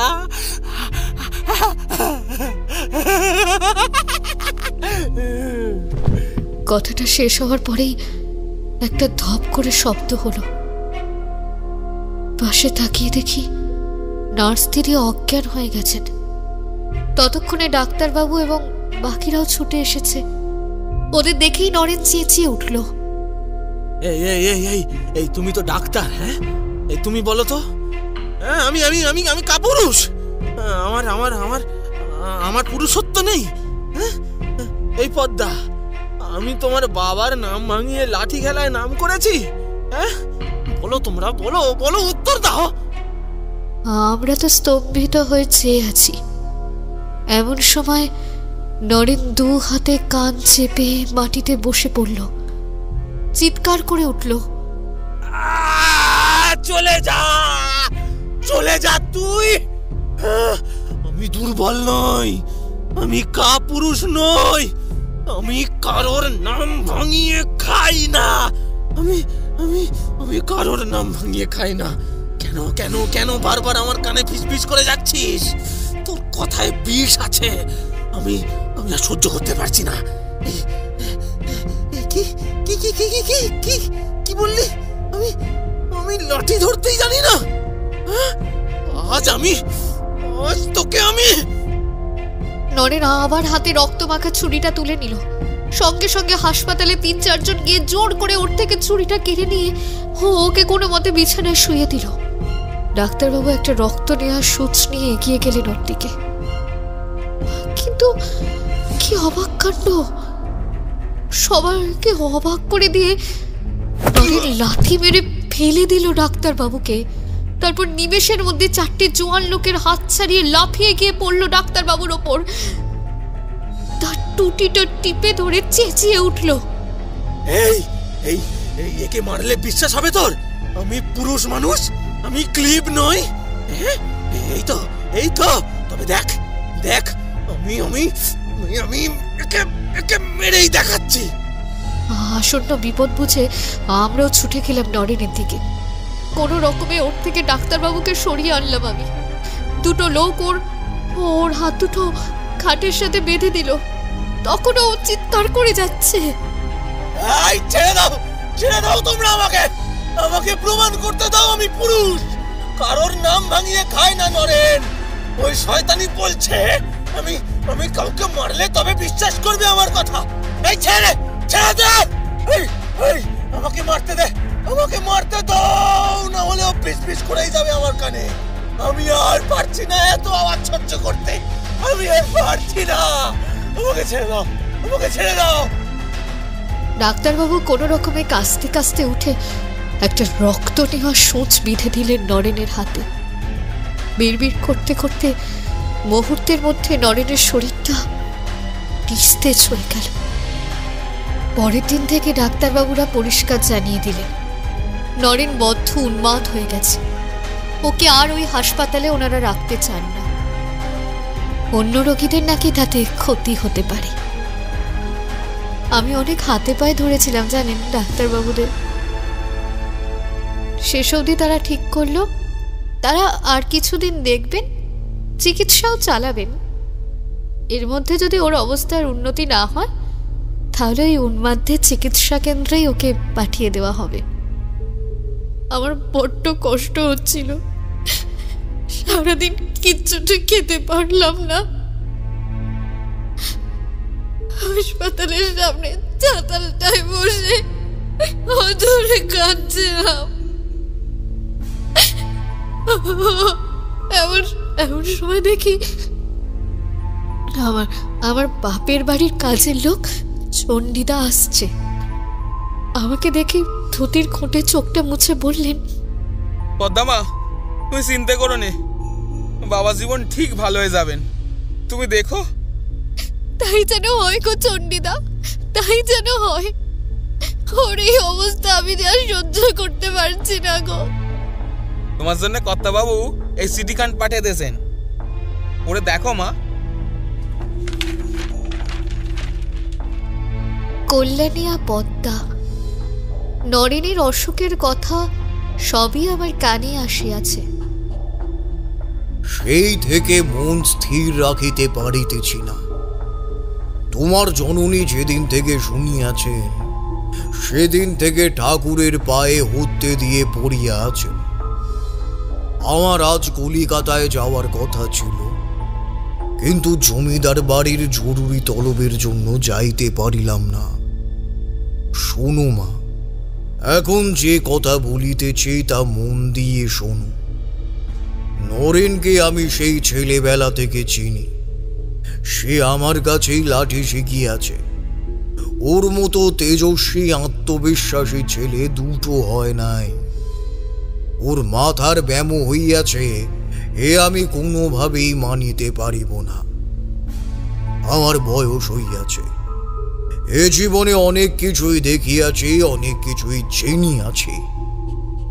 আমি তোমায় বলিতেছি, সবার কাছে যেই রকম বিবরণ শুনিলাম, আমার মনে হয় নাই এটি মাথার ব্যামোর লক্ষণ। এটি অন্য ব্যাপার এবং অনেক গুরুতর ব্যাপার। ডাক্তারের কম্য নহে নরেনকে সুস্থ করিয়া তোলা। তুমি আজই মটলিং যাও, চণ্ডী তোমায় ট্রাম গাড়িতে তুলিয়া দিবে। সেখানে তারানাথ জ্যোতিষার্ণবের খোঁজ করিও। তিনি বিখ্যাত তান্ত্রিক। যুবা বয়সে আমি তার কীর্তি নিজের চোখে দেখিয়াছিলাম। সেই ঘটনা পরে হইবে। এখন তুমি আমার এই পত্র পাওয়ার সাথে সাথেই তাঁর কাছে যাইও। তাঁকে সকল সমস্যার কথা খুলে বলিও। নরেনের রোগের যদি কেউ কিনারা করিতে পারেন, তো একমাত্র তিনিই পারবেন। অন্য কাউকে নিয়ে যাইবে না, একাই যাইও। তোমাদের স্বামী স্ত্রীর ব্যাপার গ্রামের মানুষের কাছে যাক, সেইটা না হওয়াই বাঞ্ছনীয়। কোনো এক অচিলায় তোমার শ্বশুর মহাশয় ও বাকিদের বুঝাইয়া যত তাড়াতাড়ি সম্ভব তাঁর কাছে যাইও। যা যা হইয়াছে, যা যা দেখিয়াছ, সবই বলো তাঁকে। আমার আশীর্বাদ তোমার সাথে রহিল। চণ্ডী এই চিঠির ব্যাপারে কিছু জানে নাই। তাকে বলা আছে সে তোমায় ট্রামে তুলিয়া রাস্তা বাতলে দেবে। তুমি শিক্ষিতা, শহরের মেয়েদের তুলনায় কোনো অংশে তুমি কম নও। সাহস করে চাইও। ভগবান আছেন, তিনি কখনো নির্দোষের অমঙ্গল হইতে দিবেন না। ইতি তোমার পিতা। চিঠিটা পড়ে আমি যেন অন্ধকারের মধ্যে একটা আশার আলো দেখতে পেলাম। এতদিন যে ভাবনাটা মনের মধ্যে চেপেছিলাম, ভয় সাহস করে কাউকে বলতে পারিনি, বাবার চিঠিটা পড়ে সেটাই আমার সারা মনকে ভরিয়ে তুলল। আমি আর সময় নষ্ট করলাম না। চণ্ডীদাকে বললাম রাস্তা বাতলে দিতে, আর এও বললাম শ্বশুরমশাইদের বলে দিতে যে বাবা এসেছিলেন, আমি তার সঙ্গে পুজো দিতে গেছি মন্দিরে। চণ্ডীদা সম্মতিসূচক ঘাড় নেড়ে আমাকে রাস্তা বলে দিল। তারপর ওই দুটো ট্রাম বদল করে লোকেদের জিজ্ঞাসা করে আপনার কাছে ছুটে এলাম ঠাকুরমশাই। আপনি এখন আমার শেষ ভরসা। আমার স্বামীকে ঠিক করে দিন ঠাকুরমশাই, আমার স্বামীকে ঠিক করে দিন। ঠাকুরমশাইয়ের পায়ে পড়ে পদ্মা কাঁদতে লাগল। ঠাকুরমশাই তাকে তুলে মোলায়েম কণ্ঠে বললেন, ওঠো ওঠো, কেঁদো না মা। তোমার স্বামীর আমি কিচ্ছু হতে দেব না, এ আমি প্রতিজ্ঞা করছি। তারানাথের কথায় একটু শান্ত হলো পদ্মা। তারানাথ আবার বললেন, আমি এবার যা বলছি তা মন দিয়ে শোনো। তোমার বাবা ঠিকই আন্দাজ করেছেন, তোমার স্বামীর কোনো অসুখ করেনি, তার উপর নজর পড়েছে। কর্ণপিশাচিনীর কোপ নেমে এসেছে তার উপর। তারানাথের কথা শুনে কেঁপে উঠল পদ্মা। আমতা আমতা করে বলল, এসব আপনি কি বলছেন ঠাকুরমশাই? হ্যাঁ মা, আমি ঠিকই বলছি। প্রেত জগতের এক নিকৃষ্টতম শক্তি হলো এই কর্ণপিশাচিনী। নিম্নমার্গের সাধকরা মূলত তাকে ডেকে নিজের স্বার্থ সিদ্ধির কাজে লাগায়। কর্ণপিশাচিনীর কাছ থেকে ভূত ভবিষ্যৎ সব জেনে ব্যবসা ফেঁদে বসে। এই পিশাচিনী সাধকের কানে কানে সব কথা বলতে পারে। সেই থেকেই এর নাম কর্ণপিশাচিনী। একবারও সাধকের জীবনে আসলে আর সহজে যায় না। একে নিয়ে থাকা মানে সাক্ষাৎ মৃত্যুর সাথে ঘর করা। সাধককে পত্নীরূপে এই পিশাচিনীকে গ্রহণ করতে হয়। দিনের পর দিন আরো ঘৃণ্য কাজ করতে হয় এর সাথে, এবং সাধক চাইলে এই পিশাচিনীকে প্রেরণ করে কারোর জীবনও নরক করে দিতে পারে। কর্ণপিশাচিনীকে যার জীবন ছারখার করতে পাঠানো হয়, সে তাকে খুব সহজে মেরে দেয় না। সে ওই হতভাগ্য লোকের জীবনের শেষ দিন পর্যন্ত কানে কানে ফিস ফিস করতে থাকে, তাকে দুর্বল করার জন্য অনেক কথা বলতে থাকে। সেই লোকের মনোবল ভেঙে যায়। এইভাবে প্রথমে তাকে মানসিক যন্ত্রণা দেবার পরেও যদি না সেই লোক উন্মাদ হয়ে থাকে বা ফিসফিসানি সইতে না পেরে আত্মহত্যা না করে থাকে, তখন কর্ণপিশাচিনী তাকে নির্মমভাবে হত্যা করে। একটু থেমে ঠাকুরমশাই আবার বলা শুরু করলেন। কিন্তু কখনো কোনো সাধারণ মানুষের জীবনে এই পিশাচিনীর কোপ নেমে এসেছে বলে তো খুব একটা শুনিনি। এখানে নিশ্চয়ই কোনো অধম তান্ত্রিক বা কাপালিকের হাত আছে। আচ্ছা মা, কখনো তোমার বা নরেনের সাথে কোনো তান্ত্রিক বা কাপালিক কারোর বিবাদ হয়েছিল? কাঁপা কাঁপা গলায় পদ্মা বলল, না না না ঠাকুরমশাই, তান্ত্রিক, সাধু, সন্ন্যাসী সবাইকে আমি শ্রদ্ধা করি। দৌড়ে এলে আমি কাউকে ফেরাই না, বিশ্বাস করুন। সবাইকে আমরা আমাদের সবটা দিয়ে সেবা করি। ওর সাথেও তো কখনো কারো বিবাদ হয়নি। ঠাকুরমশাইয়ের কপালে চিন্তার ভাঁজ পড়ল। তিনি চিন্তিত মুখে মাথা নাড়তে নাড়তে বললেন, তাহলে এমন কেন হচ্ছে? শুধু শুধু তো কোনো অপশক্তির নজর পড়া তো প্রকৃতির বিরুদ্ধ। নিশ্চয়ই কোনো কারণ আছে। আচ্ছা মা, এমন কি কেউ আছে যে তোমাদের ক্ষতি করার চেষ্টা করতে পারে এবং তার সাথে তান্ত্রিক কোনো গুরুর সাথে ভালো যোগাযোগ আছে? তুমি একটু ভালো করে ভেবে দেখো তো মা। পদ্মা ভাবতে ভাবতে বলল, আমাদের ক্ষতি করতে চায়। তান্ত্রিকের সাথে যোগ এমন কেউ? না না বাবা, এমন কি কেউ? হঠাৎই পদ্মার গলা থেমে গেল। পলকের মধ্যে তার মুখ ফ্যাকাশে বর্ণ ধারণ করল। অস্ফুটভাবে তার গলা থেকে 3টে শব্দ বেরিয়ে এলো। অশোক! ঠাকুরমশাই উত্তেজিত কণ্ঠে বললেন, কি বললে? অশোক? কে অশোক? পদ্মা প্রথমে একটু সংকোচ করলেও শেষে ধীরে ধীরে অশোকের পরিচয়, তান্ত্রিক গুরুর কাছে তার যাওয়া আসা, মন্দিরের পিছনে তার সাথে অশোকের দেখা, অশোকের কুপ্রস্তাব, তার উপর জোর, সবই খুলে বলল তারানাথকে। এমনকি বিয়ের দিন অশোকের দেখা করতে এসে ক্ষমা প্রার্থনাও বাদ দিল না। পদ্মার কাহিনী শেষ হলে ঠাকুরমশাই গম্ভীর কণ্ঠে বললেন, দেখো মা, এই ঘটনাটা তোমার এত ছোট করে দেখাটা ঠিক হয়নি। তোমার বাবা মাকে তোমার বলা উচিত ছিল। কান্না ভেজা কণ্ঠে পদ্মা বলল, কি করে বলি বাবা, চিরকাল যে মেয়েদেরই সব দোষ হয়। আমার বাবা মা আমাকে যদিও বা বিশ্বাস করতে, গ্রামের লোকেরা কোনোদিন করতো না। আমি চরিত্রহীনা, পতিতা, এমন বদনাম জড়াতো। আমার যে নদীতে ঝাঁপ দেওয়া ছাড়া আর উপায় থাকতো না। কথা শেষ করে পদ্মা আর নিজেকে ধরে রাখতে পারল না। তারানাথের পায়ের সামনে লুটিয়ে হাউ হাউ করে কাঁদতে লাগলো। তারানাথ পদ্মার মাথায় হাত রেখে বললেন, বুঝেছি মা, তুমি ঠিকই বলেছ। আজও আমাদের সমাজ সবেতেই মেয়েদেরই দোষ খুঁজতে যায়। তাদের এই নোংরা গণ্ডির জন্য আজও মেয়েরা নানা সমস্যায় মাথা খুঁড়ে মরছে। জানি না এই নোংরা চোখ রাঙানি কবে দূর হবে। এখন ওঠো মা, নিজেকে শক্ত করো। আমার যা বোঝার আমি বুঝতে পেরেছি। ওই নরাধমি তোমার জীবন তছনছ করার জন্যে কাল রাত্রি স্বরূপ ওই পিশাচিকে পাঠিয়েছে।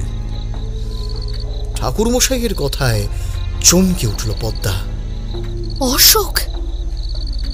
কিন্তু অশোক তো সেদিন ছল, সবটাই ওর ছল ছিল মা। দেখো মা পদ্মা, কর্ণপিশাচিনী যেই সাধকের সঙ্গিনী হিসেবে আসে সে সেই সাধকের জীবনে অন্য নারীকে আর সহ্য করতে পারে না।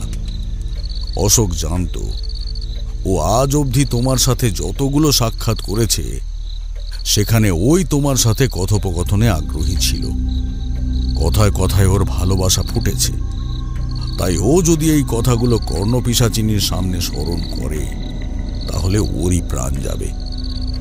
আমার অনুমান অশোক ওর তান্ত্রিক গুরুর কাছ থেকে এই তথ্য জানতে পেরে ফোন দিয়ে এঁটেছে। যেভাবেই হোক এমনভাবে তোমার সাথে দেখা করতে হবে যেখানে তুমি কথোপকথনে আগ্রহী থাকো বা হাসি খুশি থাকো, যেন মনে হয় অশোক নয় বরং তুমি ওর সাথে কথা বলতে বেশি আগ্রহী। সাধনার আগে তাইও তোমার সাথে দেখা করে ক্ষমা প্রার্থনার অভিনয় করে। তোমার নরম মন, তাই ওই শয়তানের শয়তানি তুমি বুঝতে পারোনি। এখনো কর্ণপিশাচিনীর সাধনায় সিদ্ধি লাভ করে তাকে প্রেরণ করে আগে নরেনের জীবন শেষ করছে। তারপর তোমার বিয়ের দিনে তোমার হাসি খুশিভাবে কথা বলা ইত্যাদি কর্ণপিশাচিনীর সামনে স্মরণ করে এমনভাবে সৃষ্টি করবে যেন অশোক নয় বরং তুমি অশোককে ভালোবাসো। নরাধমের মন কর্ণপিশাচিনী পড়ে তোমার ওপর ঝাঁপিয়ে পড়বে তার হিংস্র থাবা নিয়ে। অশোকেরও কোনো ক্ষতি হবে না, এদিকে তার পরিকল্পনাও সফল হবে।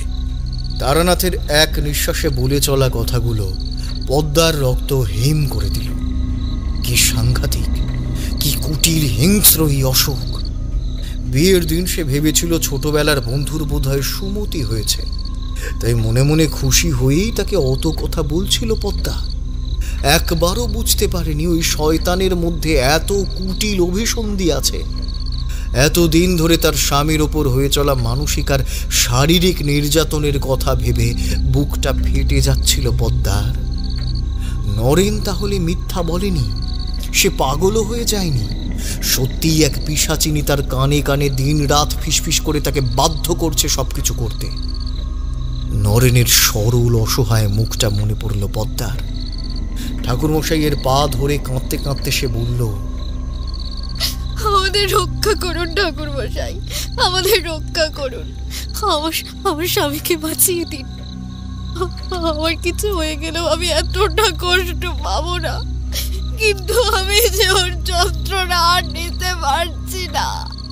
আমি পারছি না ওর যন্ত্রণা নিতে। ঠাকুরমশাই বললেন, মা মহামায়া আছেন পদ্মা, তিনিও তো এক নারী, তাকে স্মরণ করো। আজও পৃথিবীতে নারীর ওপর অত্যাচার হলে তিনিই তার বিহিত করেন। পৃথিবীর কেউ অসহায় নারীর পাশে না থাকলেও মা জগৎজননী ঠিকই থাকেন। মাকে ডাকো। এখন তার আগে আমাকে নিয়ে চলো তোমাদের হাসপাতালে। ঝড় আসছে, একটা সাংঘাতিক ঝড় আসছে। তোমার স্বামীকে সবার আগে সুস্থ করতে হবে, যেভাবেই হোক আটকাতেই হবে ওই রক্তলোলুপ পিশাচকে। মা মা মধুসুন্দরী দেবী, আশীর্বাদ করো মা, যেন এই অসহায় মেয়ের জীবন বাঁচাতে পারি। আশীর্বাদ করো মা। জয় মা, জয় মা, জয় মা।